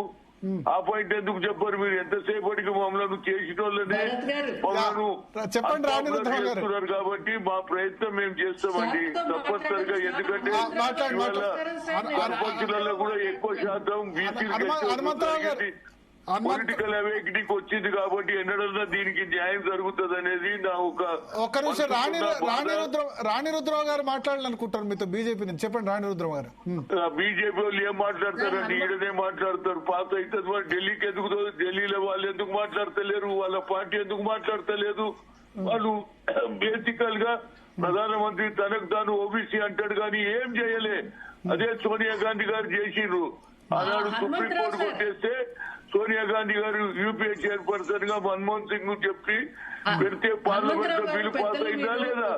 ఎవరు గెలిచినా మా ఓట్లతోటే గెలుస్తారు కాబట్టి దాని గురించి మేము కృత నిశ్చయంతో ఉన్నాం. మా ప్రయత్నం కొనసాగిస్తాము. అదే విధంగా బీజేపీ బీఆర్ఎస్ వాళ్ళు కూడా ప్రయత్నం చేస్తే తప్పనిసరిగా మాకు న్యాయం జరుగుతుంది అనేది నా ఉద్దేశం. బిల్ పాస్ పెట్టినప్పుడు ఎవరు మా ఫేవర్లు ఉంటారు, ఎవరు వ్యతిరేకంగా ఉంటారు అని తేలిపోతుంది అనేది నా ఉద్దేశం. సార్, కాంగ్రెస్ పార్టీకి చిత్తశుద్ధి ఉంటే మీలాంటి పెద్దలు ఉన్నాక పిసిసి చీఫ్ పదవి అగ్రవర్ణాల రేవంత్ రెడ్డి గారికి ఇవ్వరు సార్, మీకే ఇచ్చేవాళ్ళు. అండ్ మీరు అన్నారు ఇంకొకటి, నరేంద్ర మోడీ గారు ఏం చేశారంటే 28 మంది బీసీలకు కేంద్ర మంత్రి పదవులు ఇచ్చారు.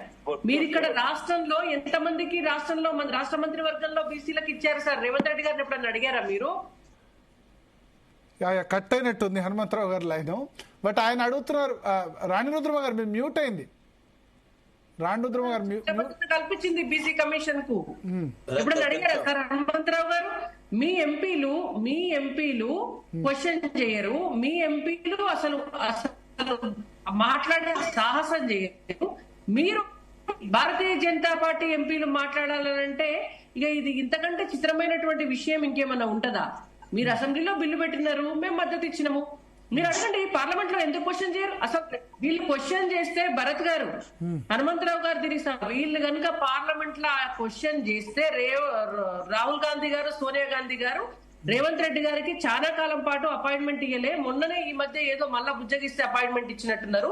మళ్ళా ఇక ఢిల్లీ గేట్ కూడా వీళ్ళని దొక్కనియ్యారనే సంగతి వీళ్ళకి అదేంది మొన్న మెస్సీ మ్యాచ్ కోసం రేవంత్ రెడ్డి స్వయంగా హైదరాబాద్ వచ్చారు. అదే చెప్తున్నా నేను. మొన్న చాలా గ్యాప్ తర్వాత మొన్న మధ్య మళ్ళీ ఏదో మధ్యలో వాళ్ళ ఇద్దరి మధ్య అసయోధ్య కుదిరింది. నిజంగానే కాంగ్రెస్ ఎంపీలు గనక పార్లమెంట్ లో ఈ ఇష్యూను గనక లేవనెత్తితే రాహుల్ గాంధీ గారు తెలంగాణలో అడుగుపెట్టారు, రేవంత్ రెడ్డి గారికి అపాయింట్మెంట్ ఇయ్యారు. మీరు రాసి పెట్టుకోండి, ఇది కన్ఫర్మ్. నిజంగా చిత్తశుద్ధి ఉంటే రాహుల్ గాంధీ గారిని ఒక్క స్టేట్మెంట్ ఇవ్వమనండి పార్లమెంట్ లో. నెక్స్ట్ సెషన్ అన్నాడు కదా ఏఐసిసి మీటింగ్ లో జిత్ని ఆబాది ఉత్తని భాగదారి అన్నాడు రాహుల్ గాంధీ. అరే వాళ్ళ పార్టీ మీటింగ్లలో అంటారన్నా, అసలు ఎక్కడ కావాలో అక్కడ మాట్లాడారు. బీసీ ముఖ్యమంత్రిని చేస్తామని అనలేదు ఆ బీజేపీ లీడర్ తెలంగాణలో. అది వాళ్ళకి అవకాశం రాలేదు కదా. ఉన్న బీసీ బండి సంజయ్ పదవి ఎందుకు కూడా వీకారు? సమాధానం చెప్పమని ముందు. బండి సంజయ్ గారి పదవి ఎందుకు కూడా వీకారమ్మా? బండి సంజయ్ గారు బీసీ ముఖ్యమంత్రి సంగతి దేవుడారు. బండి సంజయ్ పదవి ఎందుకు, వారి పదవి ఎందుకు కూడా వీకారు? వారి నాయకత్వంలో పార్టీ పెరిగింది కదా. నేను మాట్లాడినా చెప్పండి. టీఆర్ఎస్ పార్టీ లాగా వెలుమ కుటుంబానికి మాత్రమే దారదత్తమైన పార్టీ బీజేపీ కాదు. భారతీయ జనతా పార్టీలో రాజ్యాంగ ప్రకారం ఒక సిస్టమ్ ఉంటది. ప్రతి 3 సంవత్సరాలకు ఒకసారి అధ్యక్షుడు మారతాడు. మా పార్టీలో 3 సంవత్సరాలు సర్వీస్ అయిపోయిన తర్వాత బండి సంజయ్ గారు యాజ్ పర్ సిస్టమ్ మారినారు.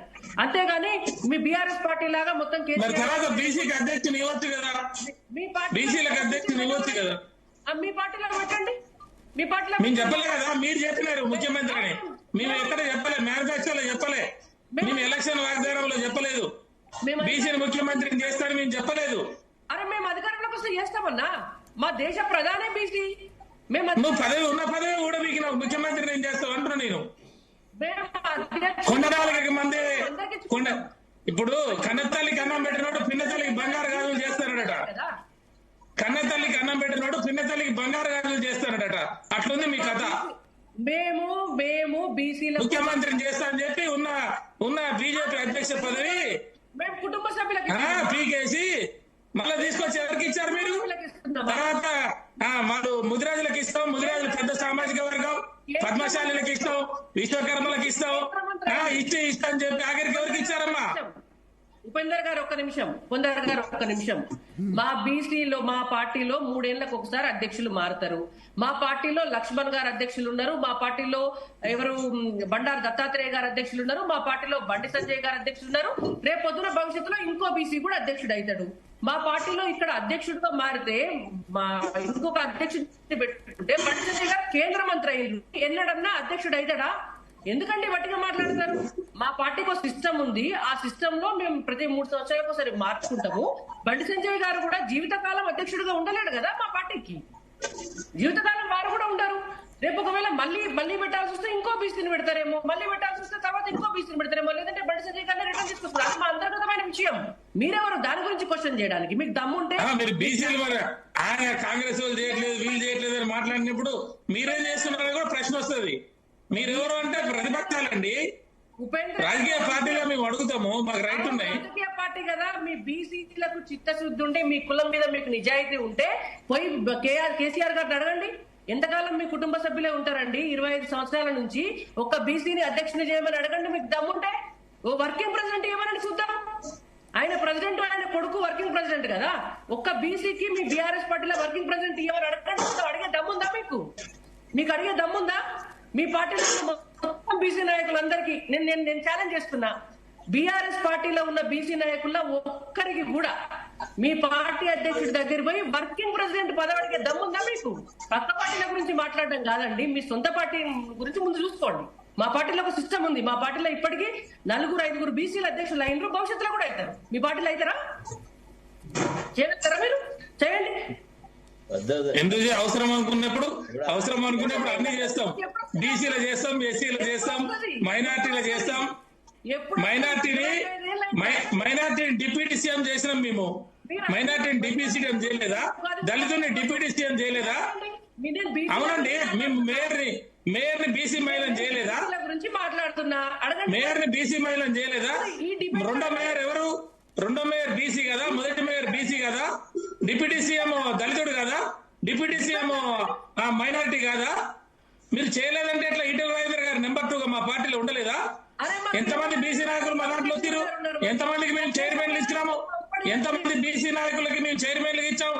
మొదటి కౌన్సిల్ చైర్మన్ మసూదనాచారి గారు, మొదటి శాసనసభ స్పీకర్ మసూదనాచారి గారికి ఇచ్చాం. భారతదేశంలో ఎవరైనా ఇచ్చారా? భారతదేశంలో ఎవరైనా ఇచ్చారా? కౌన్సిల్ చైర్మన్ మేము స్వామి గౌడ్ గారికి ఇచ్చాము, ఇయ్యలేదా? మొదటి మేయర్ ఇచ్చాము, ఇయ్యలేదా? డిప్యూటీ సీఎం దళితుడికి ఇచ్చాము, ఇయ్యలేదా? మైనార్టీకి ఇచ్చారు. మీరు ఏమి చేయలేదని అంటే ఎట్లా? నేను ఏమంటున్నా, మేము చెప్పలేదు, మీరు చెప్పినారు అంటున్నా. నేను మీరు బీసీని ముఖ్యమంత్రిని చేస్తాని ఉన్న పదవి ఊడగొట్టారని నేను అంటున్నా. అయితే ఒక లాజిక్ ఇక్కడ బీసీలకు ఉన్న చిత్తశుద్ధి, ఎంత కమిట్మెంట్ చేశాము. ఉపేంద్ర గారు, బండి సంజయ్ తీసేసిన తర్వాతనే బీసీ సీఎం చేస్తా అన్నారు, అంతకు ముందు కాదు. బండి సంజయ్ పదవి నుంచి అయిపోయిన తర్వాతనే చేస్తా అన్నారు. లేదన్నా, అసెంబ్లీ ఎలక్షన్ ముందు చెప్పారు. బండి సంజయ్ బీసీ అధ్యక్షుడు చేంజ్ అయిన తర్వాత చెప్పారు ఆ మాట.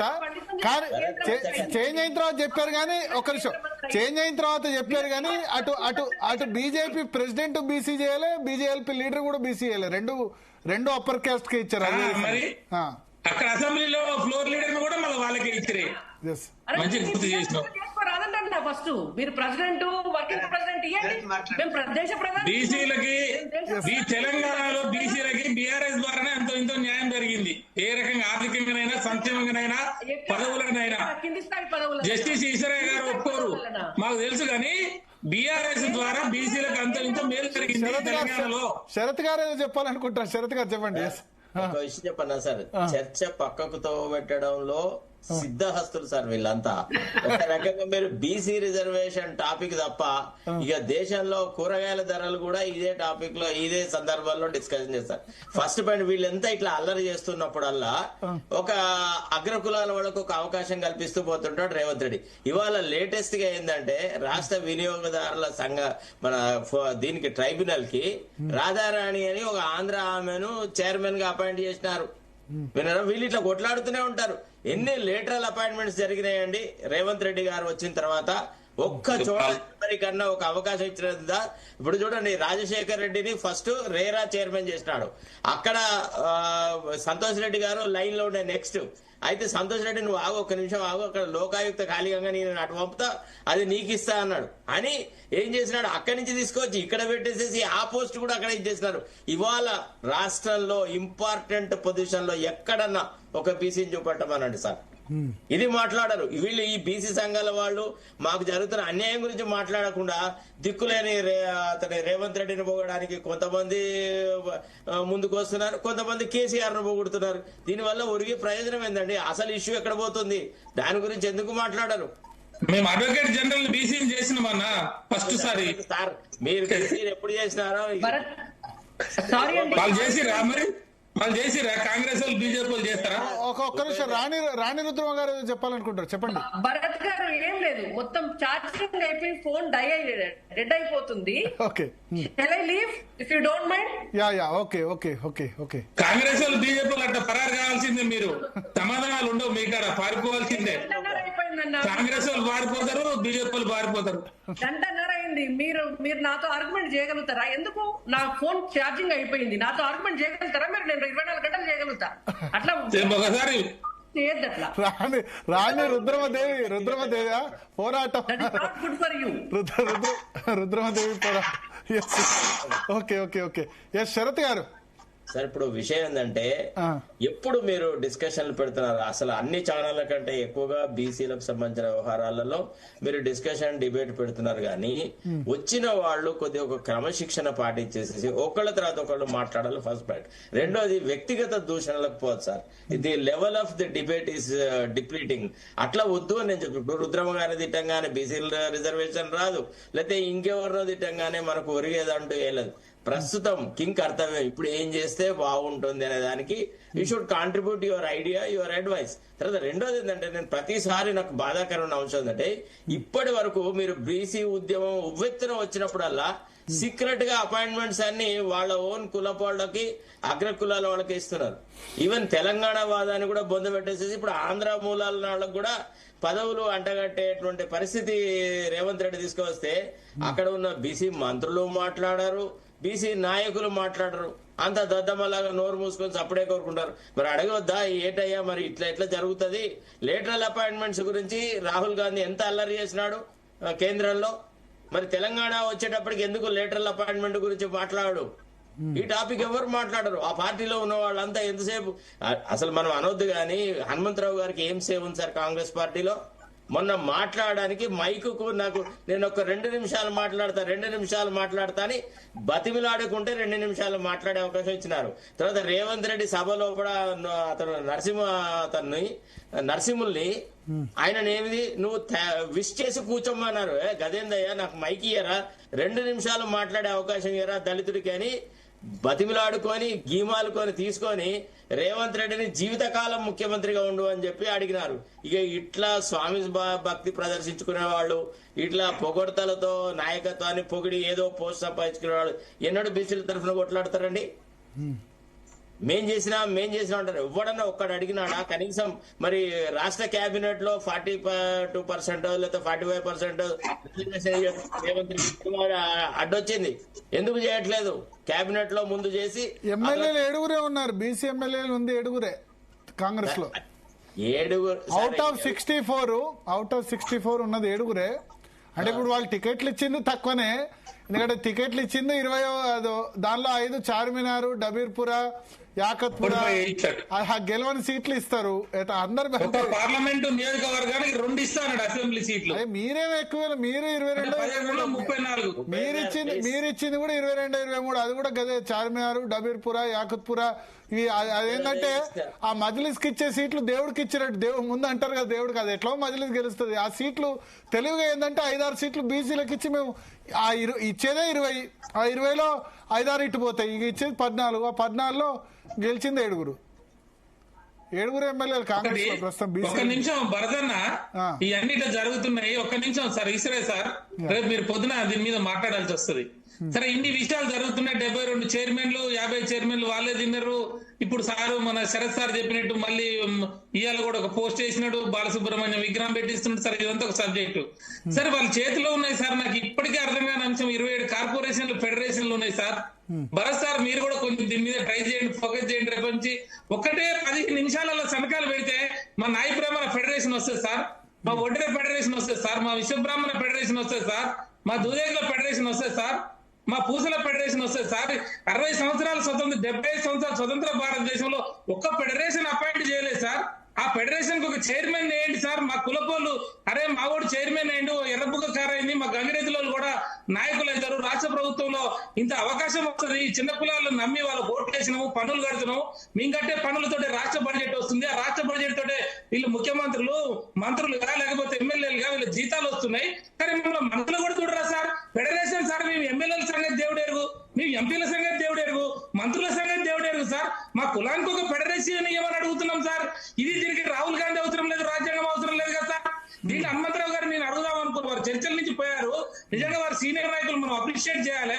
అన్న కూడా వారు చాలా వివక్ష ఎదుర్కొంటున్నారు. కానీ రేపు పొద్దున ఆయన ముఖ్యమంత్రి కాడ కూర్చొని టిఫిన్ చేసి అయ్యా నోరు లేని కులాలంటే వాళ్ళకి అడిగటం లేరు, ఇప్పటికి రేషన్ కార్డు లేవు, ఇండ్లు లేవు, ఓటర్ కార్డు లేవు, వాళ్ళ సంక్షేమ పథకాలు లేవు, గురుకుల పాఠశాలల్లో సీట్లు వరు, వాళ్ళు మంచేందో చెడేందో ఇంకకి ఇండ్లు లేక వాళ్ళు గుడారాలు వేసుకొని అందులో నీళ్ళల్లో పాములు వచ్చినా తేళ్లు వచ్చినా వాళ్ళు అండ్లు కట్టుకొని ఉంటున్నారు. కానీ వాళ్ళని గుర్తించమని అడుగుతున్నాం సార్. మేము మా బీడి కమరాలు ఫెడరేషన్ కార్పొరేషన్ ఉన్నది సార్, దాన్ని ఎందుకే సార్ గివి ఏంటంటే 72 చైర్మన్లు వేసుకుంటే 50 చైర్మన్లు వాళ్ళ కులపోలకే వేసుకొని ఈ రాష్ట్రంలో ఈ కులపోడే పరిపాలన చేయాలి. మేమే రాజులము, మాకే భూములు ఉంటాయి, వీళ్ళంతా బిచ్చగాళ్ళు, బీసీలు, ఎస్సీలు అంటే ఏది చెప్తే తింటారు, మేమే రాజకీయాలు చేస్తామని ఇంత అవమానమా సార్? 42% రావని మాకు తెలుసు. మోసం చేస్తారు. మా ఈశ్వర సార్ కూడా ఎందుకంటే పెద్ద కాబట్టి అన్ని చూసింది కాబట్టి సరే ఎవరో ఒకరు వచ్చారు చేస్తా అంటుండు, ఆశపడుతున్నాం సార్ అన్నం పెడతా అన్నాడు చేయని అని ఆర్కృష్ణ లాంటి వాళ్ళు కూడా వాళ్ళు కూడా ఎందుకు కొంచెం వంగిపోయారు, ఎందుకు చాలా మంది మనమే అంటున్నాం పులాభిషేకం అంటే పెడతా అంటే ఆశ, కొడతా అంటే భయం, ఇస్తా అంటుండు కదా.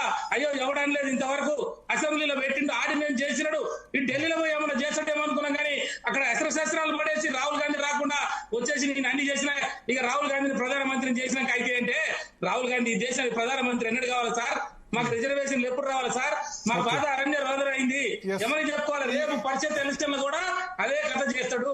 మీ అందరికి తెలుసు, మా అందరికి తెలుసు, తెలిసి మోసం చేస్తున్నాడు. నిద్రపోయేవాడిని లేపొచ్చు కానీ నిద్రపోతున్నట్టు నటించేవాడిని లేపలేము. ఈ ముఖ్యమంత్రి కాంగ్రెస్ ప్రభుత్వం కావాలనే బీసీలకు అన్యాయం చేస్తున్నది, అందులో ఏ మాత్రం కూడా అనుమానం లేదు. నేను మళ్ళా చెప్తున్నా ఈశ్వర సార్కి రేపు పరిషత్ ఎలక్షన్ లో దీన్ని ఎట్లా మనం కన్క్లూడ్ చేయాలి, దీంట్లో ఈశ్వరయ్య గారు కన్క్లూడ్ చేయండి. పరిషత్ ఎలక్షన్ ఏంది, పరిషత్ ఎలక్షన్ చేస్తారా March 31 లోపు? హైకోర్టు వరకు వెయిట్ చేస్తారా? నాకు మున్సిపల్ పెడతారేమో అని అనిపిస్తుంది, ఎందుకంటే మున్సిపాలిటీలు కొంచెం ఎక్కువ ఇవ్వచ్చు, 36-37% దాకా ఇవ్వచ్చేమో. ఇప్పుడు ఉపేందర్ గారు తర్వాత మా సోదరుడు శరత్ కుమార్ గారు, ఆమె రాణి రుద్రమ రెడ్డి మాట్లాడినారు. ఇప్పుడు ఉపేంద్ర గారు ఎంత ఆవేశంతో మాట్లాడతాడు, ఎందుకే మీరు ఈ అగ్రకులాల పార్టీలా ఏలాడుతారు, మీరందరూ వెళ్ళి, నేను స్వామిగౌడు బయటకు వచ్చినప్పుడు ఎందుకే ఈయన బండి సంజయ్ వచ్చినప్పుడు నేను ఆస్తి రక్షించుకోవడానికి ఎందుకే బీజేపీలో కలిసినావు, బీసీలు అందరూ కలిసి ఒక పార్టీ పెట్టుకొని మీరే రాజ్యాధికారానికి రారాదంతా ఎస్సీ ఎస్టీ బీసీలు కలిసి అగ్రకుల పార్టీలో ఎందుకు తొత్తులై వాళ్ళ బంట్రోతలై వాళ్ళ కాపలాదారులు ఎందుకుంటారు. కాబట్టి ఇప్పుడు నేషనల్ పార్టీ మనకు కాంగ్రెస్ పనికిరాదు, బీజేపీ పనికిరాదు, బీఆర్ఎస్ ఈ మీ యొక్క ఓన్లీ నలుగురు చేతిలో ఉన్న పార్టీ. కాబట్టి మీరు ఎందుకు అడుకునేదే ఉపేందర్, ఎందుకు అడుకునేదే? మీరు అందరు కలిసి మేము ఇంత కొట్లాడు, నాకేం అవసరం ఒక చీఫ్ జస్టిస్ గా నేషనల్ కమిషన్ యూనియన్ క్యాబినెట్, నాకేం అవసరమైన భావి తరాల వారికి అందరికీ ఒక భావజాలం. ఇప్పుడు మా శరత్ ఉన్నాడు, ఆయన డెమోక్రటిక్ భావజాలం ఉన్నది కాబట్టి రాజ్యాంగం మీద రెస్పెక్ట్ ఉంది కాబట్టి డెమోక్రసీలో అందరికీ భాగస్వామ్యం రావాలని మనసా వాచ కర్మన ఎప్పుడు మాట్లాడుతుంటాడు. ఇప్పుడు మేము కులానికి వ్యతిరేకం కాదు, కుల తత్వానికి వ్యతిరేకం, రెడ్డి తత్వానికి వ్యతిరేకం, కమ్మ తత్వానికి వ్యతిరేకం, వెలమ తత్వానికి వ్యతిరేకం. కానీ అందులో కూడా కూలి చేసుకుంటున్న వాళ్ళు ఉన్నారు, రిక్షా దొక్కుతోళ్ళు ఉన్నారు, చిన్న వాళ్ళు ఉన్నారు, వాళ్ళకి కూడా రిప్రజెంటేషన్ రావాలి. కానీ ఈ యొక్క మొత్తం కంప్లీట్ గా ఇప్పుడు శరత్ గారు అన్నట్టు ఇంకా వేరే హైదరాబాద్ చూడండి, మొత్తం అన్ని శాఖల హెడ్స్ రెడ్లే. హైదరాబాద్ చుట్టుముట్ట హైదరాబాద్ రంగాలు అంటే ఇది రెడ్డి రాజ్యమా లేకపోతే ఇంక ఏ రాజ్యము? కమ్మోలు ఉంటే కమ్మలో, వెల్మోలు ఉంటే వెల్మోలు, రెడ్లు ఉంటే రెడ్లు.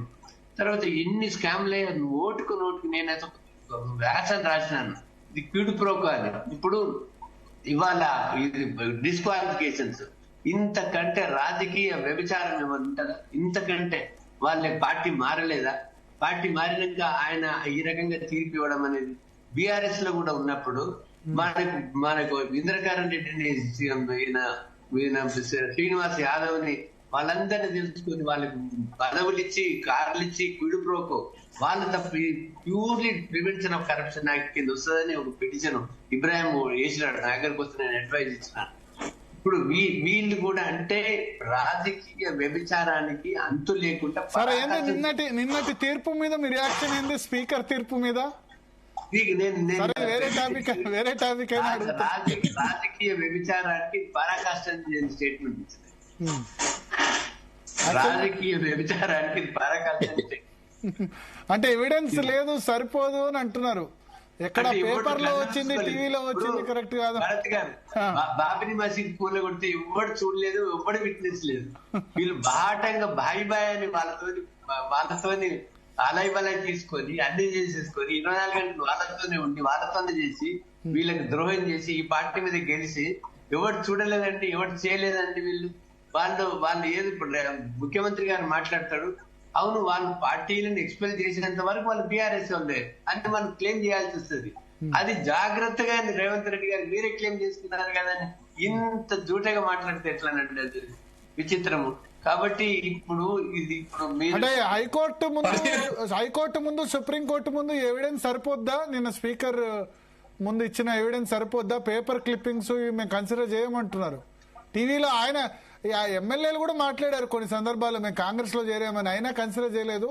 వాళ్ళు బీఆర్ఎస్ ఎల్పీకి 5,000 ప్రతి నెల కట్ చేసుకున్నారట, అది కన్సిడర్ చేశారు.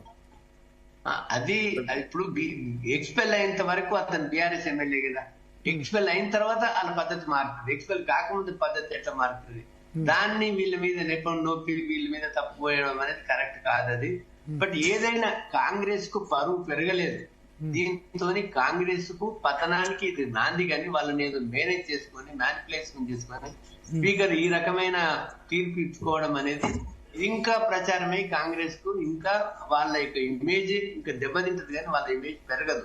ఒకవేళ సుప్రీంకోర్టులో హైకోర్టులో ఏమవుతుంది, సుప్రీంకోర్టులో ఏమవుతుంది, గెలవచ్చు గెలవకపోవచ్చు, కానీ వాళ్ళ ఇమేజ్ మాత్రం తగ్గిపోతుంది. అంటే హైకోర్టుకి ఈ సాక్ష్యాలు సరిపోవా? కోర్టులకు మీరు ఎందుకంటే న్యాయమూర్తి కాబట్టి, రిటైర్డ్ న్యాయమూర్తి కాబట్టి అడుగుతున్నాం, ఈ సాక్ష్యాలు సరిపోతాయా సరిపోవా? అటువంటి షరతులు అటువంటి న్యాయమూర్తి అయితే మేము ఖచ్చితంగా ఇది డిస్క్వాలిఫికేషన్ ఇస్తాము. ఎవరో ఉంటే వాళ్ళ మనస్తత్వం ఎవరెట్లుంటుందో నేను చెప్పలేను కదా భారత. అంతే. మీకు ఇప్పుడున్న సాక్ష్యాలు అయితే మీరు న్యాయమూర్తిగా ఉంటే కనుక ఖచ్చితంగా డిస్క్వాలిఫై చేయాలని మేము అభిప్రాయం. అంటే ఏ సాక్ష్యాలు సార్? ఎందుకంటే టాపిక్ కాకుండా అడుగుతున్నా, ఇంట్రెస్టింగ్. అంటే ఏ సాక్ష్యాలు సరిపోతాయి? ఇప్పుడు వాళ్ళు ఇచ్చిన ఆడియో విజువల్ పేపర్ సరిపోతాయా, లేకపోతే కండువా, అది 3 రంగుల కండువా అన్నది దేవాలయాల్లో కూడా కప్తారంటున్నారు వాళ్ళు. చెప్తారంటే శరత్ గారు ఒక్క విషయం సార్, ఇప్పుడు నా దగ్గర ఈ జడ్జిమెంట్స్ ఉన్నాయి, స్పీకర్ గారు ఇచ్చినాయి. బండా కృష్ణమోహన్ రెడ్డికి సంబంధించి అంటే ఇచ్చిన జడ్జిమెంట్ కాపీ నా దగ్గర ఉంది. పల్లా రాజేశ్వర రెడ్డి కంప్లైంట్, స్పీకర్ ఇచ్చిన జడ్జిమెంట్ అంతా చదివినాను. అసలు ట్రయలే సరిగా కండక్ట్ చేయలేదు sir. Most hopelessly conducted trial ఇది. అసలు విషయం ఏంటంటే కొన్ని అంశాలను స్పీకర్ రాసిన తీరు చూస్తే, అంటే నాకు గడ్డం ప్రసాద్ గారు తెలుసు, వారి స్టాండర్డ్ కు ఈ రాసిన జడ్జిమెంట్ కు మాత్రం ఏం పోలికలేదు సార్. ఇదేదో అవుట్ సోర్సింగ్ జడ్జిమెంట్ లాగా కనబడుతుంది. ఏదో సుప్రీంకోర్టు జడ్జిమెంట్ రాసినట్టుగా, లేదా ఏదో ఒక డిస్ట్రిక్ట్ జడ్జి గారితో రాయించుకొని ఈయన సిగ్నేచర్లు పెట్టినట్టుగా కనబడుతుంది సార్. ఇప్పుడు ఒక విషయం సార్, వీళ్ళు ఎలక్ట్రానిక్ తర్వాత న్యూస్ పేపర్ క్లిప్పింగ్ లో ఇవన్నీ పెట్టిన తర్వాత the application was to examine the person who he's telecast that particular program. ఇప్పుడు ఫర్ ఎగ్జాంపుల్ జీ తెలుగులో ఒక మంత్రి గారు లేకపోతే ఎవరో మాట్లాడిన ఒక మాట ఉంది, లేదంటే డిస్క్వాలిఫికేషన్ పిటిషన్ ఎదుర్కొంటున్న ఎమ్మెల్యే మాట్లాడిన ప్రసారం అయినప్పుడు ఆ జీటీవీని అడగాలి కదా, మీ పలానా కార్యక్రమము మీ దాంట్లో రిలే అయింది, దాంట్లో నిజంగా అతనే వచ్చి మాది కూడా పెట్టారట ఎవిడెన్స్. బీఆర్ఎస్ వాళ్ళు చెప్పారు మాది కూడా ఎవిడెన్స్ పెట్టామని చెప్పారు. మా దానిలో టెలికాస్ట్ అయిన వార్తలు తీర్పులో చూస్తే అయితే అసలు ఎంత జడ్జిగా అతను ఎట్లా కామెంట్ చేస్తున్నాడంటే, moreover no person connected with the creation, authorship or publication of the media report was examined. This is a failure on the part of the BRS. ఇప్పుడు ప్రాబ్లం ఎక్కడ వస్తుందంటే, బీఆర్ఎస్ లో వాళ్ళకు రోగం వస్తే వాళ్ళ కులపోడే డాక్టర్ కావాలి, వాళ్ళకి కేసులు వస్తే వాళ్ళ కులపోడే వకీలు కావాలా, వాళ్ళకు చదువు చెప్పాలంటే వాళ్ళ కులపోడే వైస్ ఛాన్సలర్లు కావాలి. ఇట్లా ఉంటది తప్ప వీళ్ళు ఎన్నడన్నా ఈ ఇష్యూని చాలా సీరియస్ గా తీసుకున్నారా? ఎందుకు why they fail to let in the proper evidence? Advocate general BC చేసినవన్నా దండం పెడతారా? ఏం మాట్లాడతావు? నీవు అడ్వకేట్ జనరల్ ఎప్పుడు చేసినావయ్యా? మేము ఆ రోజుల్లో నీకు తెలుసు అసలు బిఎస్ ప్రసాద్ కు సపోర్ట్ చేసి నిలబడ్డది ఎవరు? బిఎస్ ప్రసాద్ చేయాలని అడిగింది ఎవరు? అక్కడే ఉండి నీకు తెలుసు కదా అన్ని విషయాలు. ఎందుకు అట్లా మాట్లాడతావు ఉపేందర్? అట్లా కాదు అసలు. క్వశ్చన్ ఏంటంటే ఎక్కువ కాలం లేనట్టున్నారు కదా, చాలా తక్కువ కాలం. ఆయనను కూడా తీసేసినారు పాపం, ఏదో నెపం పెట్టేసి అనవసరంగా. పిల్లోడు అరే ఉంచండి ఎన్నోసార్లు ఈ తరఫున నేను మాట్లాడాను అక్కడ పెద్దలతో. కానీ సరే అఫ్ కోర్స్ అది మన మాటలు వినే రోజులు కాదనుకోండి. తర్వాత వాళ్ళు క్లియర్ గా చూపెట్టినారండి ఎంత డిఫెక్ట్ ఉంది వీళ్ళ ట్రయల్ కండక్ట్ అనేది.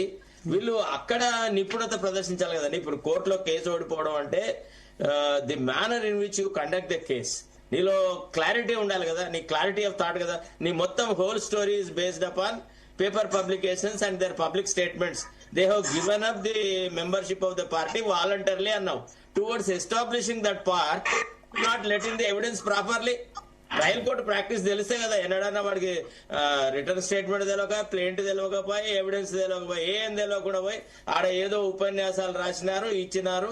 ఆ స్పీకర్ కూడా మంచిగా దీన్ని వాడుకున్నాడు, చాలా చక్కని వాళ్ళతో ఏదో ఆథర్షిప్ లో జడ్జిమెంట్ అయితే వచ్చింది. అసలు ఈ జడ్జిమెంట్ చదివితే సార్ హైకోర్టులో ఏం ఛాన్స్ ఉంటుందో నాకైతే doubtful. I'm really doubtful about it. The failure to let in evidence, how can that be rectified in writ jurisdiction?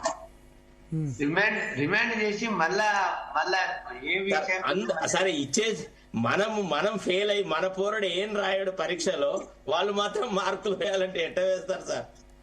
తెల్ల కాగితాలకు 35 మార్కులు ఎట్లా వేస్తారు సార్? ముఖ్యమంత్రి ఏం చెప్తే రాసిరు. బీఆర్ఎస్ ఎవిడెన్స్ సరిగ్గా ఇవ్వలేదా? ఇక్కడ ఈ జడ్జిమెంట్ చూస్తే అయితే ఎవిడెన్స్ సరిగా లేదని క్లియర్, అంటే మనం డిపోజిషన్స్ చదవలేదు. అంటే మరి whether the findings of the judge are in tune with the evidence that is let in or the evidence available on record అని మనకు తెలియదు. ఓన్లీ తీర్పుని చదివితే మాత్రం ఇందులో తీర్పులో చాలా క్లియర్ గా పద్ధతి ప్రకారంగా ఇందులో ల్యాక్ ఆఫ్ ఎవిడెన్స్ ఉంది అనే విషయాన్ని బ్రహ్మాండంగా ఎస్టాబ్లిష్ చేస్తున్నారు. I don't know who is the author of this judgment, but the judgment is couch and drafted in a very very perfect manner. Perfect manner అంటే దీన్ని హైకోర్టులో ఛాలెంజ్ చేసినా నిలవదా?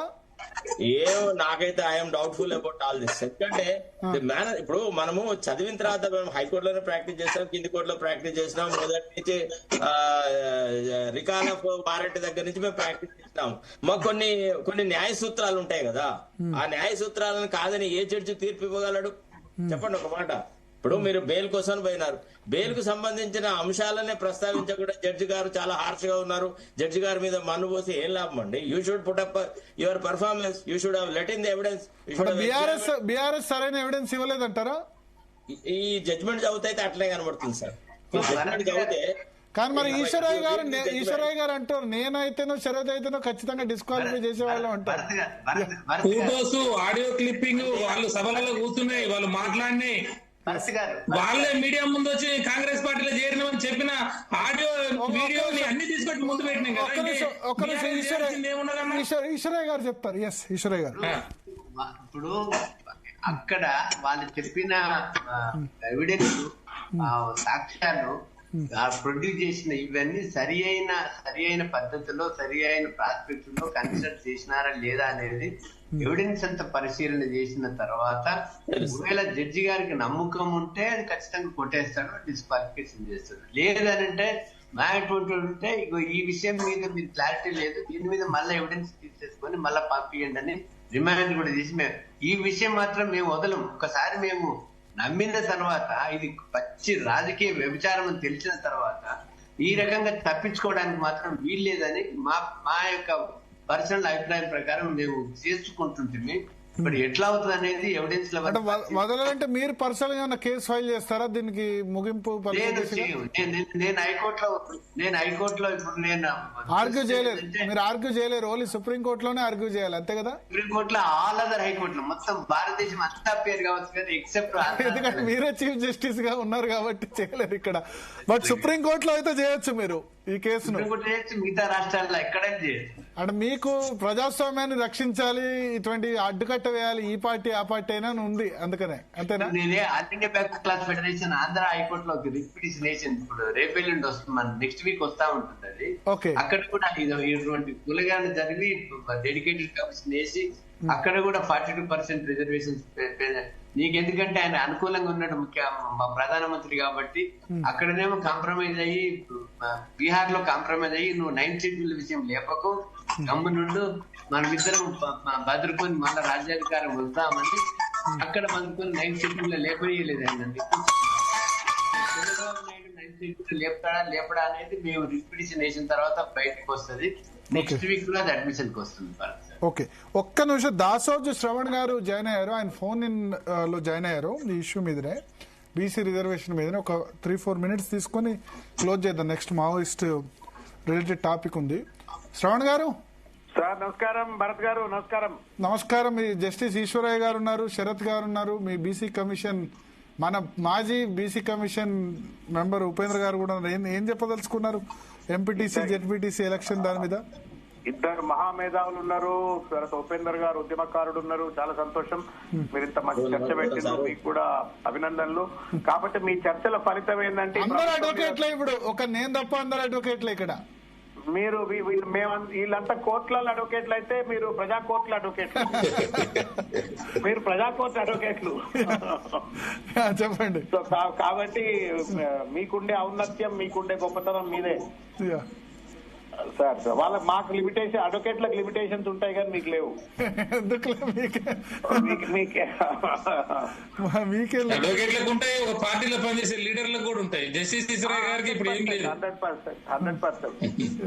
100%. చెప్పండి సార్, ఏంది what is the way forward for BC reservations? ఇప్పుడు సరే సర్పంచ్ అయిపోయినాయి కానీ ఎంపీటీసీ, జెడ్పీటీసీ, మున్సిపల్ ఉన్నాయి. అసెంబ్లీలో చర్చ పెడతాం రండి అని అన్నారు రేవంత్ రెడ్డి గారు ఒక వికృతమైనటువంటి రాజకీయ విన్యాసానికి పాల్పడ్డాడు సార్. 42% రిజర్వేషన్ల పేరు మీద. మీకు గుర్తే ఉంటది, మీ ఎదురుగానే జరిగినటువంటి అనేక చర్చల్లో కూడా నేను చాలా సందర్భాల్లో చెప్పాను, ఈయన ఏదో డ్రామాలు ఆడుతున్నాడండి, డ్రామా కంపెనీ నడుపుతున్నాడు.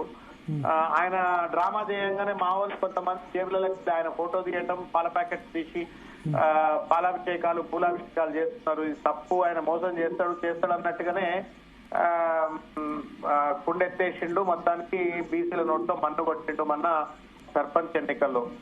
రేపు 21వ తారీఖు, tomorrow is the day, I guess hearing ఉన్నటువంటి రేపే అనుకుంటా సార్, నాకు తెలిసి. జీవో 9 మీద రేపు చర్చ ఉంది. 21వ తారీఖు నాడు, 22వ తారీఖు నాడు అనుకుంటా జీవో 9 మీద చర్చ ఉంది కోర్టులో. కేసు పెండింగ్ ఉండ కూడా దొంగతనంగా జీవో 46 పట్టుకొచ్చి ఇవాళ ప్రజలు కర్రు కాల్చి వాత పెట్టిండ్రు కదా.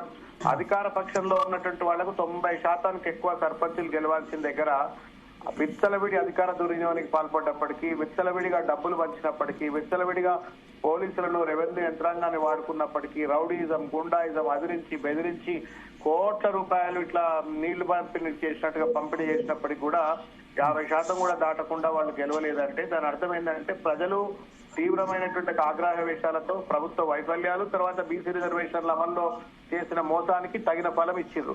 వాస్తవానికి పూర్తిగా బీసీలను ఫుట్బాల్ ఆడుకుండండి రేవంత్. ఎస్టీతో ఏమాయింటో నాకు తెలియదు కానీ బీసీలతో అయితే ఫుట్బాల్ ఆడుతున్నాడు.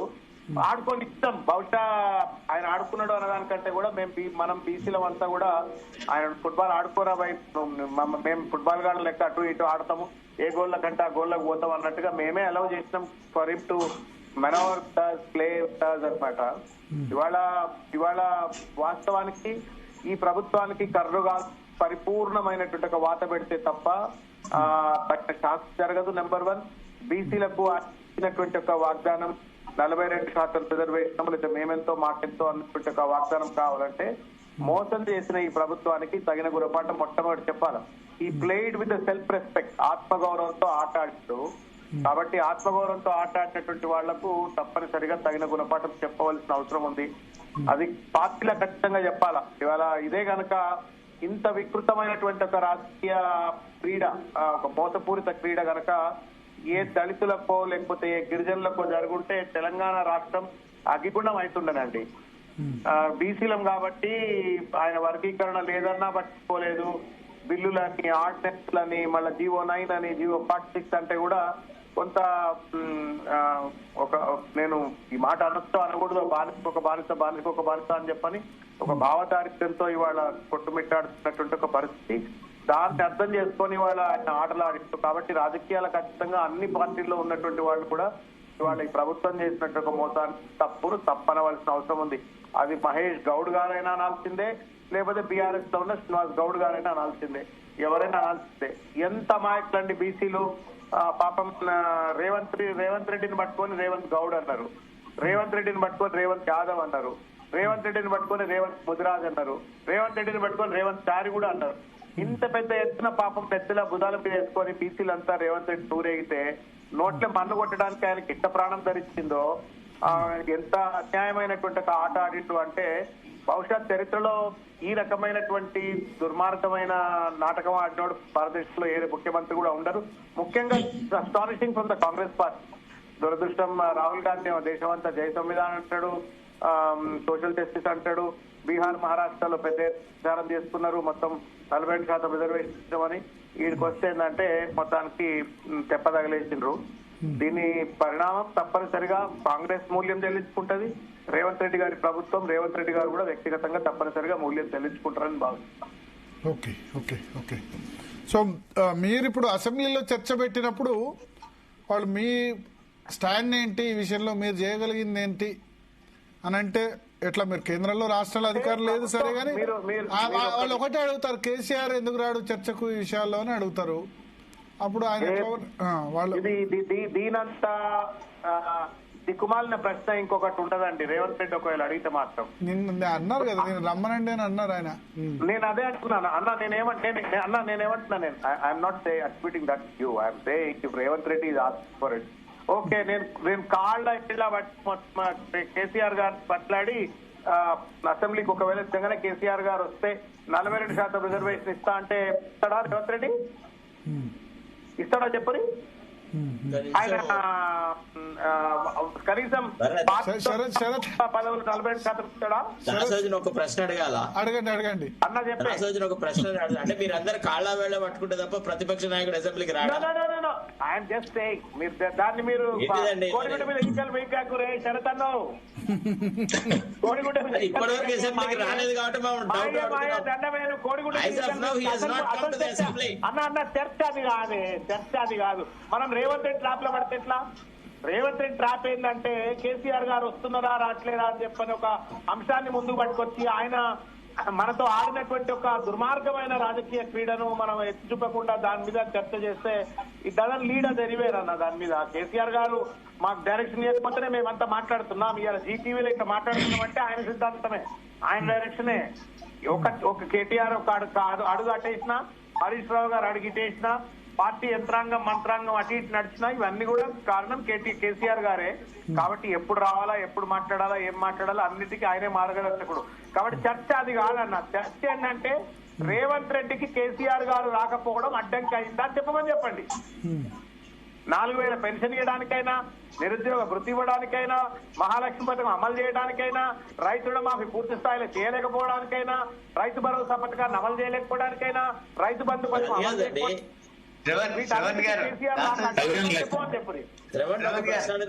మరి ఇప్పుడు కేసీఆర్ కి ఏం పెద్ద పుళ్ళు అడ్డం వస్తున్నాయట అసెంబ్లీకి రావడానికి?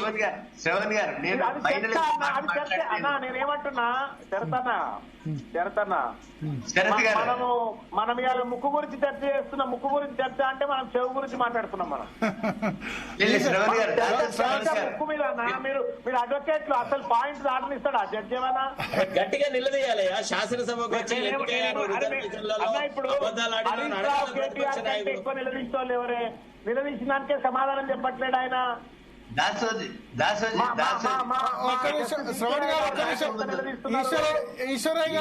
రాకముందు మేమందరం ఏం తీర్పిచ్చినామంటే 3 పార్టీలు కూడా 42% రిజర్వేషన్స్ లో బీసీలకు ద్రోహం చేసిన పార్టీలే. 3 పార్టీల అధిపతులు కూడా కేసీఆర్ గాని, కేటీఆర్ గాని, హరీష్ రావు గాని ఏ ఒక్క రోజు కూడా 42% మేము ఆల్ పార్టీ మీటింగ్స్ పెట్టండి డిమాండ్ చేయలేదు, లేకపోతే ఢిల్లీకి వెళ్దామని డిమాండ్ చేయలేదు. ఒకరి మీద ఒకరు తప్పులు పడుతున్నారు తప్ప. అట్లే కాంగ్రెస్ అయితే పచ్చి అడుగడుగును మోసం చేసింది. బీజేపీ మాత్రం అడుగడుగున వాళ్ళకి బీసీ ద్రోహులు గాని, బీసీ మిత్రపక్షం కాదని తేలింది. 3 పార్టీలను బీసీలు ఈ రోజు తప్పుపడుతున్నారు. నన్ను ఒక్క నిమిషం మాట్లాడి అన్ఇంటరప్టెడ్ గా చెప్పండి. నాకు జస్టిస్ ఈశ్వరయ్య గారు అంటే మాకు చాలా అత్యంత గౌరవమైనటువంటి ఒక వ్యక్తి, మాకు తండ్రితో సమానమైన చాలా పెద్ద మనిషి. వారు కూడా ఇవాళ లేవనెత్తుతున్నటువంటి ఒక వాదన ఏదైతుందో ఇది రేవంత్ రెడ్డికి కవచకుండలా లాంటిది.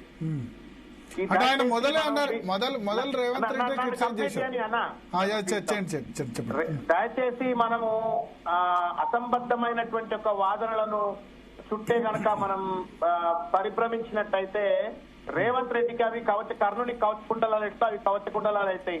ఇంకా మోసగాటక్క పెట్టరేగిపోయేటట్టుగా ప్రమాదం ఏర్పడుతుంది. కాబట్టి దయచేసి అట్లా మాట్లాడకండి. రెండవది టీఆర్ఎస్ పార్టీగా 42% రిజర్వేషన్ కోసం రేవంత్ రెడ్డి చేస్తున్నది డ్రామా అని తెలిసినప్పటికీ, మోసం అని తెలిసినప్పటికీ, ఇవి నువ్వు తప్పు చేస్తావా ఏమో, దయచేసి తప్పు చేయక మమ్మల్ని ఢిల్లీకి తీసుకుపో, ఆల్ పార్టీ మీటింగ్ పోదాం, పార్లమెంట్ లో కొట్లాడదామని చెప్పని అసెంబ్లీలో అడిగిస్తూ, పార్లమెంట్ లో అడిగిస్తూ, ఆఖరికి మొన్న రాజ్యసభలో మా వడిరాజు చంద్ర గారు ప్రైవేట్ కూడా పెట్టిండ్రు 42% రిజర్వేషన్ కోసం అని చెప్పని. కాబట్టి ఎవరైతే చేయాలనో వాళ్ళని వదిలిపెట్టి చేయకుండా మోసం చేస్తున్న వాళ్ళను రక్షించే విధంగా చుట్టూ ఉన్నటువంటి ఒక వాళ్ళ పైన, అధికారం లేనటువంటి ఒక వాళ్ళ పైన మనం కనుక దాడి చేసే ప్రయత్నం చేస్తే, రేవంత్ రెడ్డి కావాల్సిందే అదే ప్రయత్నం చేసిండు. ఈ 2 ఏళ్లు కూడా రేవంత్ రెడ్డి ఎందుకు ఈ మోసాలు చేసిండు అని అంటే, మనం అసలైన అతని పైన టార్గెట్ పెట్టలేకపోయినాం. ఎవరి చేతిలో అధికారం ఉందో వాని టార్గెట్ చేయాలా. అది వదిలిపెట్టి కేసీఆర్ గారు అసెంబ్లీకి వస్తారా అట్లేడా, లేదా కేసీఆర్ గారు అడిగిందా లేదా, లేకపోతే ఇంకెవరు అడిగిరు అని చెప్పి. ఇవాళ బీజేపీ కేంద్రంలో అధికారంలో ఉంది. ప్రెసిడెంట్ ఆఫ్ ఇండియా దగ్గర ఒత్తిడి పెట్టగలిగే శక్తి ఉన్నటువంటి 8 మంది పార్లమెంట్ సభ్యులు ఉన్నారు. 8 మంది పార్లమెంట్ సభ్యులు కాంగ్రెస్ దగ్గర ఉన్నారు. వీళ్ళందరూ కలిసి 42% రిజర్వేషన్ కోసం, కాన్స్టిట్యూషన్ అమెండ్మెంట్ కోసం పార్లమెంట్ లో కొట్లాడాల్సిందే.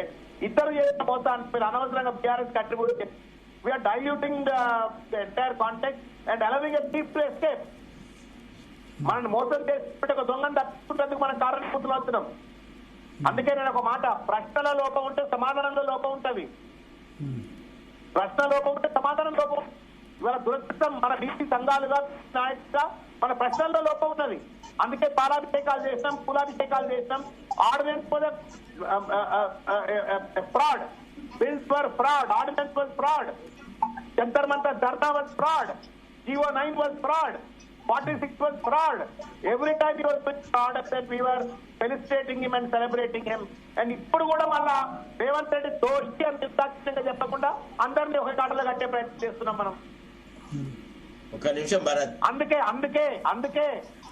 అందుకే బీసీలని వాళ్ళ భావోద్వేగంతో మాట్లాడతారు తప్ప వీళ్ళకి బరిగీసి నిలబడి కొట్లాడరు అని చెప్పని వాళ్ళ దళితుల లెక్కనో, గిరిజనుల లెక్కనో రేవంత్ రెడ్డి మనతో ఆట ఆడుతున్నాడు ఇలా. శరత్ గారు ఒక విషయం అండి, అంటే ఆఫ్ కోర్స్ నేను I respect Dasoju, all that eloquence and all, but I'm asking a straight question అండి. There is a manifesto on the basis of which a government has been elected. The manifesto items have been ignored quite often. ప్రతిసారి మేనిఫెస్టోకు సంబంధం లేకుండా వాళ్ళు ఇచ్చిన promises ను కూడా అమలు చేయనప్పుడు ఆ ప్రశ్నను అసెంబ్లీ సాక్షిగా ప్రశ్నించాల్సిన వ్యక్తి ప్రతిపక్ష నాయకుడా, లేకపోతే సైడ్ హీరోస్ చంద్రమోహన్, మురళీమోహన్లు వచ్చి ప్రశ్నిస్తారా? ఏమండి, ప్రతిసారి బాధ్యతను తప్పించుకొని ఉరకడం కాదు. ఇవాళ రైతు బంధు అమలు జరిగితే ఎవరికి వస్తుందండి? 70% మంది మహిళలకు, వాళ్ళు రైతులకు, బీసీ రైతులకు వస్తుంది, ఎస్సీ రైతులకు వస్తుంది, ఎస్టీ రైతులకు వస్తుంది. ఎంతమంది రెడ్లు అరక దున్నుతున్నారు, ఎంతమంది రెడ్లు వ్యవహారాలు చేస్తున్నారు? ఇవాళ మహిళలకు ఇవ్వాల్సిన 2,500 ఎందుకు నిలదీయడండి? ప్రతిపక్ష నాయుడు ఎందుకు అసెంబ్లీకి రాడు? ఇదేంటిది, ఏమన్నా అర్థం ఉన్నదా? ఇవాళ మనం మాట్లాడుకునే దానికంటే కేసీఆర్ గారు అసెంబ్లీకి వచ్చేసి నువ్వు బీసీలను పచ్చి మోసం చేసినావు, నువ్వు ఒక ద్రోహివి, నువ్వు ఉన్నంత కాలం బీసీలకు న్యాయం జరగదని కనుక ఒకవేళ కేసీఆర్ గారు బల్ల గుద్ది అసెంబ్లీలో చెప్పుంటే ఈ వాదనకి ఎంత ప్రాధాన్యత వచ్చేది, ఎంత గొప్పతనం వచ్చేది.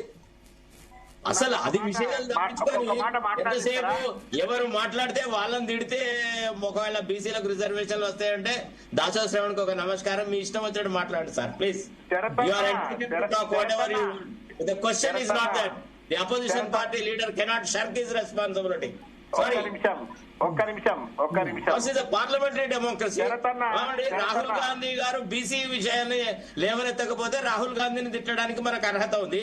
కానీ రాష్ట్రంలో ఉన్న ప్రతిపక్ష నాయకుడు ఎన్నడూ బీసీల టాపిక్ మాట్లాడు, రాడు అసెంబ్లీకి రాడు, మనం దాన్ని మాత్రం మాట్లాడొద్దా? నేను మిమ్మల్ని I also have great respect, but you are trying to beat around the bush. My humble submission. నన్ను మీరు తిట్టినా పర్వాలేదు, లేకపోతే ఇంకా పరుషంగా మాట్లాడినా పర్వాలేదు, but I cannot mince my word. You are beating around the bush. The problem stated by Revanth Reddy. న్యాయమూర్తి గారు రిటైర్ అయిన ఈశ్వరయ్య గారిని అడుగుదాం, ఇద్దరిట్లో ఎవరు హూ ఇస్ టాకింగ్ మీనింగ్ఫుల్లీ అని. సార్ చెప్పండి సార్ మీరు. ఒక మాట ఒక్క నిమిషం.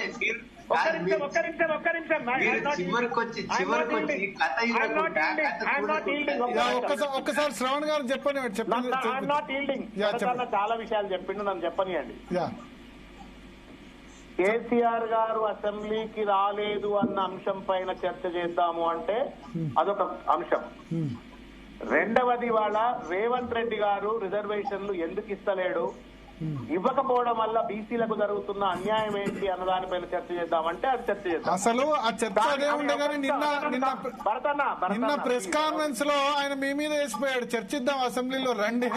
చిల్లర మాటలండి. ఆ రేవంత్ రెడ్డి మనిషి అండి, నాకు అర్థం కాదు. అన్నం తింటుంటా గడి తింటున్నాడా? యూజ్లెస్ ఫెలో ఎక్కడో is playing with the lives of backward classes. Nonsense idiot. He has such a power to do so in an appropriate manner. Cool. ప్రధానమంత్రి Narendra Modi, president of India, మళ్ళీ వచ్చి అసెంబ్లీలో మాట్లాడదామంటాడు. తమాషా కాకపోతే రామాలి ఎవరు అడిగేటోళ్ళు లేక. భరత్ గారు ఒక్క నిమిషం, నాకు బాధ అవుతుంది.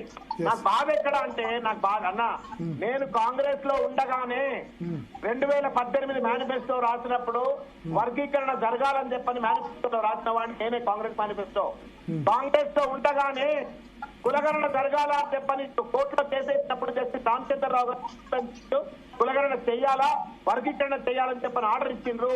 అప్పుడే ఇమీడియట్ గా ఎన్నికలు రావడం వల్ల అమలు కాలే. 2023లో మేనిఫెస్టో నేనే రాసిన కాంగ్రెస్ కి. దాంట్లో కూడా కులగణన జరగాల, వర్గీకరణ జరగాలని చెప్పని రాసిన వాళ్ళు నేను ఒకటి. నాకు నా భావోద్వేగాలతో నా యొక్క తపనకు ఇవాళ జరుగుతున్న తతంగానికి ముడి ఉంది. KCR is a block for it. Revanth Reddy 2023లో మీరు రాశారా? 2018లో రాశారు, 23లో నేనే రాశా. సారీ 18 ఎందుకంటే 23 రాసి శ్రీధర్ బాబు కదా మేనిఫెస్టో. 18లో నేనే రాశా. ఎంటైర్ మేనిఫెస్టో నేనే రాశా. 20లో కేసు నేనే వేసా కులగణన కోసం. ఆర్ కృష్ణయ్య కొత్త జడ్జిమెంట్ ముందు వచ్చిన జడ్జిమెంట్ నాదే. జాదుల శ్రీనివాస్ గౌడ్ మా ఇద్దరు పేర్లు వచ్చిన కామన్ ఆర్డర్ ఏవే.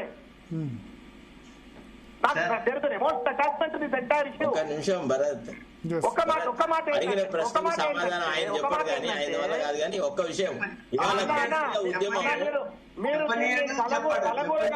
చర్చ చేసుకోవాలంటే I leave it you. Me wisdom, మీరు జడ్జిలు మళ్ళా రేపు అవకాశం వస్తే హైకోర్టులో జడ్జి కూడా అవుతారు. జడ్జిలు కూడా ఇట్లా కలగూరు గంప లెక్క లా చర్చ చేస్తారు అనుకుంటే ఇక అది ఆయన జడ్జిగా పనిచేసిన ఆయన, ఇంకొక ఆయన జడ్జి అయ్యేట ఆయన, ఇద్దరు కలిసి ఇట్లా చర్చ చేస్తారు. నేను ఒక ప్రశ్న అడుగుతున్నాను. ఇవాళ బీసీలకు గ్రామ స్థాయిలో అన్యాయం జరుగుతుంటే ఈ ప్రశ్నను ప్రతిపక్ష నాయకుడే శాసనసభలో లేవనెత్తుంటే, శాసనసభకే ఒకవేళ అతను వచ్చి బాధ్యతాయుతంగా మీ మేనిఫెస్టోను మీరు బొందబెట్టినారు, మీరు బీసీలకు అన్యాయం చేస్తున్నారు అని కేసీఆర్ ఒక్కసారి కనీసం ఆ ఫామ్ హౌస్ నుంచి అయినా గొంతెత్తి మాట్లాడినా I would not have raised the issue of KCR coming to the assembly. But in a parliamentary democracy, if you are entitled to criticize Rahul Gandhi, at the same way you must also talk about... There must be a legitimacy in any question. చేయాల్సిన చేతుల అధికారం ఉంటే వాడిని వదిలిపెట్టి sir అడగలేదు, కేసీఆర్ అడగలేదు అని చెప్పని మీ ప్రశ్నించడంలోనే తప్పు ఉందని నేను భావిస్తున్నా. You have right, you question whatever they you want, but I also have legitimacy to say that what your asking is wrong. చేసేటోడిని వదిలిపెట్టి కూసేగాడిని వదిలిపెట్టి మీరు ఇంకెవరిని అడిగితే ఎట్లా? ఆయన వదిలిపెట్టి ఈ రోజు దాసన్ సెవెన్ గారు ఆవేశంలో ఉన్నారు. వారు వినిపించుకునే స్థితిలో లేరు. మేము మొదటి నుంచి మాట్లాడింది కాంగ్రెస్ ని మొత్తం అడుగడుగున వాళ్ళని తప్పుబట్టి, అడుగడుగున మోసం, దగా, కుట్ర, ఇవన్నీ వాళ్ళని నెంబర్ వన్ ఎక్యూజ్డ్ ఇదంతా ప్లానింగ్ చేసి, స్కీమింగ్ చేసి, మోసం చేసింది Congress. Number 1 accused Congress, number 2 accused BJP, BJP, number 3 accused కూడా టీఆర్ఎస్. నెంబర్ 4 అన్ని మనం అందరం కూడా నెంబర్ 4 అన్నావు. నెంబర్ 4 మనం అందరం కూడా నెంబర్ 4. దయచేసి చెప్పండి, ఎందుకంటే పూలాభిషేకాలు, పాలాభిషేకాలు మీరు చేయకపోవచ్చు మన కమ్యూనిటీ అనడు. కానీ ఇప్పుడు మీ నాయకులు మీరు మేము నోరు విప్పితే ఇంకా చాలా ముందుకెళ్తుంది అన్న. ఎందుకంటే అది వెల్మదొరల పార్టీ, నలుగురు పార్టీ. అది వాళ్ళకి బీసీలకు చేసి ఉండొచ్చు, కొంతవరకు న్యాయం చేసి ఉండొచ్చు. కానీ మనకు ఇలా ఏది ఫోన్ ట్యాపింగ్ కేసు కానీ, లేకపోతే కాంట్రాక్ట్స్ కానీ, లేకపోతే వాళ్ళ డబ్బు సంపాదన కానీ కుబేరులు కావడానికి ఎక్కడికి వెళ్ళి సంపాదించారు? వాళ్ళ స్థితిగతి ఈశ్వరన్న టెలిఫోన్ ట్యాపింగ్ ఇదే ఫ్రాడ్ కేసు, మీరు జడ్జి, మీరు పోలీసు వాళ్ళు కావాలని చెప్పని అడ్డమైనటువంటి కేసు పెట్టి దాని పట్టు చట్టం మాట్లాడుతున్నారు. సరే మనకి గొప్పలు మీరు కూడా చర్చ ఈ టాపిక్ మీద చర్చ కన్క్లూడ్ చేద్దాం. మీరు రాజ్యాంగంలో ఒక యాక్ట్ గురించి చర్చ చేయమంటే మీరు 100 ముచ్చట్లు చెప్తున్నారు. మీరు ఎక్కడ ముచ్చటే okay okay okay okay okay okay కోర్టులో అసలు ఒప్పుకోరట్ల పాయింటెడ్ ఏ చట్టం మీద కేసు అయితే ఆ చట్టమే. Okay okay okay okay so మేధావులు జడ్జిలు మా అందరికి మార్గదర్శకులు ఇద్దరు. సో అయితే శ్రవణ్ గారు మీరు జాయిన్ కాకముందు వాళ్ళు మేజర్ గా మీరు జాయిన్ అయినంత వరకు మేజర్ గా కార్నర్ చేసింది కాంగ్రెస్ రేవంత్ రెడ్డిని. మీరు జాయిన్ అయిన తర్వాత బీఆర్ఎస్ చెప్పండి. ఇంతసేపు ఫ్రూట్ఫుల్ చర్చ. సబ్జెక్ట్ ఏంటంటే మాకు వద్ద పరేషాన్ ఏంటంటే ఈ ముఖ్యమంత్రి అంత ముందు ఎలక్షన్స్ ముందు అధికారంలో రావడానికి ముందు అనేక టీవీ ఛానళ్లలో ఇంటర్వ్యూ ఇచ్చాడు. ఇంటర్వ్యూ ఇచ్చే ఏంటంటే ఈ ప్రజలకు అబద్ధాలు చెప్పాలి, ఈ అబద్ధాలు చెప్తేనే ప్రజలకు మంచిగుంటది, అబద్ధాలు చెప్పే మనం నాయకులం కావాలని చెప్పేసి ఆయన ఒక ఫిలాసఫీ పెట్టుకున్నాడు కదా. అదే ఫిలాసఫీ మొత్తం అబద్ధాలే కదా. ఈ రోజు గ్రామీణ వాతావరణంలో ఇవాళ మొత్తం కూడా 50% తక్కువ ప్రజలు వాళ్ళకి మద్దతు తెలియజేస్తే కాంగ్రెస్ పార్టీకి నిన్న సిగ్గు లజ్జ లేకుండా ఆ ప్రెస్ మీట్ లో కూర్చొని ఏం మాట్లాడుతుందంటే మాకే ప్రజలు మా వైపు ఉన్నారని చెప్పేసి అని మాట్లాడుతా ఉన్నాడు. మళ్ళీ ఇప్పుడు ప్రజలందరూ కూడా తిరగబడుతున్నారు, ప్రజలందరూ వ్యతిరేకమైనారు కాబట్టి ఇప్పుడు మళ్ళీ అసెంబ్లీలో చర్చ పెడతా అంటాడు. ఈ ప్రాదేశిక ఎలక్షన్లు ఏవైతే ఉన్నాయో అవి కూడా వాయిదా వేయడానికి ప్రయత్నం చేస్తా ఉన్నాడు. అంటే ఎప్పటికప్పుడు తప్పుడు లెక్కలు తప్పుడు విధానాలతోటి ప్రజల్ని మొత్తం కూడా గాలిగాలు చేస్తూ గందరగోళం చేస్తూ ఆ మిరాయి సినిమాలో వాడు చేసినట్టు ఈ ప్రజలను ఎంతకాలం నడుపుతారండి? ఇలా ప్రజల్ని అధికార దుర్వినియోగం చేసే గెలిచిన వాళ్ళని గుంజుకోనే, ఇండిపెండెంట్ వాళ్ళని గుంజుకోనే అన్ని కూడా వాళ్ళ అకౌంట్లు వేసుకొని మాకే మెజార్టీ వచ్చిందని మళ్ళీ అబద్ధాలు చెప్తున్నాడు. ప్రతి విషయంలో అబద్ధమేనండి, ఎక్కడ కూడా అబద్ధాలు. ఇంకా వదిలిపెట్టి చెప్పండి ఫైనల్ గా ఏంటంటే నేను I have great respect to ఈశ్వరన్న, గ్రేట్ రెస్పెక్ట్ టు శరత్ గారు. బట్ ద పాయింట్ మీరు సరే రిజర్వేషన్లు చర్చ ఇదన్నీ పక్కకు పెడితే మీరు చేసిన సర్వే రిపోర్ట్ ను బయట పెట్టకపోతే న్యాయమా చెప్పండి? 200 కోట్లు మీదొక రూపాయి నాదొక రూపాయి. డెడికేటెడ్ కమిషన్ రిపోర్ట్ బయట పెట్టడండి, జస్టిస్ సోర్సన్ రెడ్డి రిపోర్ట్ బయట పెట్టడండి, బట్టి విక్రమార్క చైర్మన్ గా ఉన్న రిపోర్ట్ బయట పెట్టడండి. న్యాయమానండి ఇది? మేమేమైనా గొడ్లమా బర్లమా లేకపోతే మనుషులమా కాదా? మా పైన లెక్కలు చేస్తావు, నువ్వు మా లెక్కలు బయట పెట్టవాలండి? ఎంత అన్యాయం ఇది? అట్లాంటి అసెంబ్లీలో చర్చ చేద్దాం రా అని మాట్లాడతాడు. అర్థం ఉందండి ఆయనకు? సో థ్యాంక్ యూ శ్రవణ్ గారు, అదేవిధంగా ఉపేంద్ర గారు, శరత్ గారు మీరు ఉండండి, మావోయిస్ట్ టాపిక్ ఉంది. థ్యాంక్ యూ జస్టిస్ ఈశ్వరయ్య గారు, రాణి రుద్రమ గారు, అదేవిధంగా బల్మూరి వెంకట్ గారు. సో మొత్తాన్ని రెహానా చూద్దాం. ఇప్పుడు బహుశా 26, 27 తర్వాత అసెంబ్లీ సెషన్స్ ఉంటాయి, ఒక 2-3 రోజులు. దానిలో చర్చించిన తర్వాత బహుశా జనవరిలో మున్సిపల్ కానీ ఎంపీటీసీ జెడ్పీటీసీ ఏదో ఒకటి పెట్టేస్తారు. ఇప్పుడే అందిన వార్త ఏంటంటే PACS అంటే అగ్రికల్చర్ సొసైటీస్కి సంబంధించి కూడా దాన్ని రద్దు చేశారు. జనవరిలో వాటికి కూడా ఎలక్షన్ పెట్టేస్తారు. ఇంకా అది కోఆపరేటివ్ సంఘాలకు కూడా ఎలక్షన్స్ పెట్టే అవకాశం ఉంది. అన్ని ఎలక్షన్స్ కూడా మార్చి లోపు నేను అన్నట్టు కంప్లీట్ చేసే అవకాశం ఉంది. బహుశా జనవరి ఫస్ట్ వీక్లో అది మున్సిపాలిటీకి నోటిఫికేషన్ వస్తుందా, ఎంపీటీసీ జెడ్పీటీసీ వస్తుందా అన్నది తేలినుంది. చిన్న బ్రేక్ తీసుకుందాం. బ్రేక్ తర్వాత మనం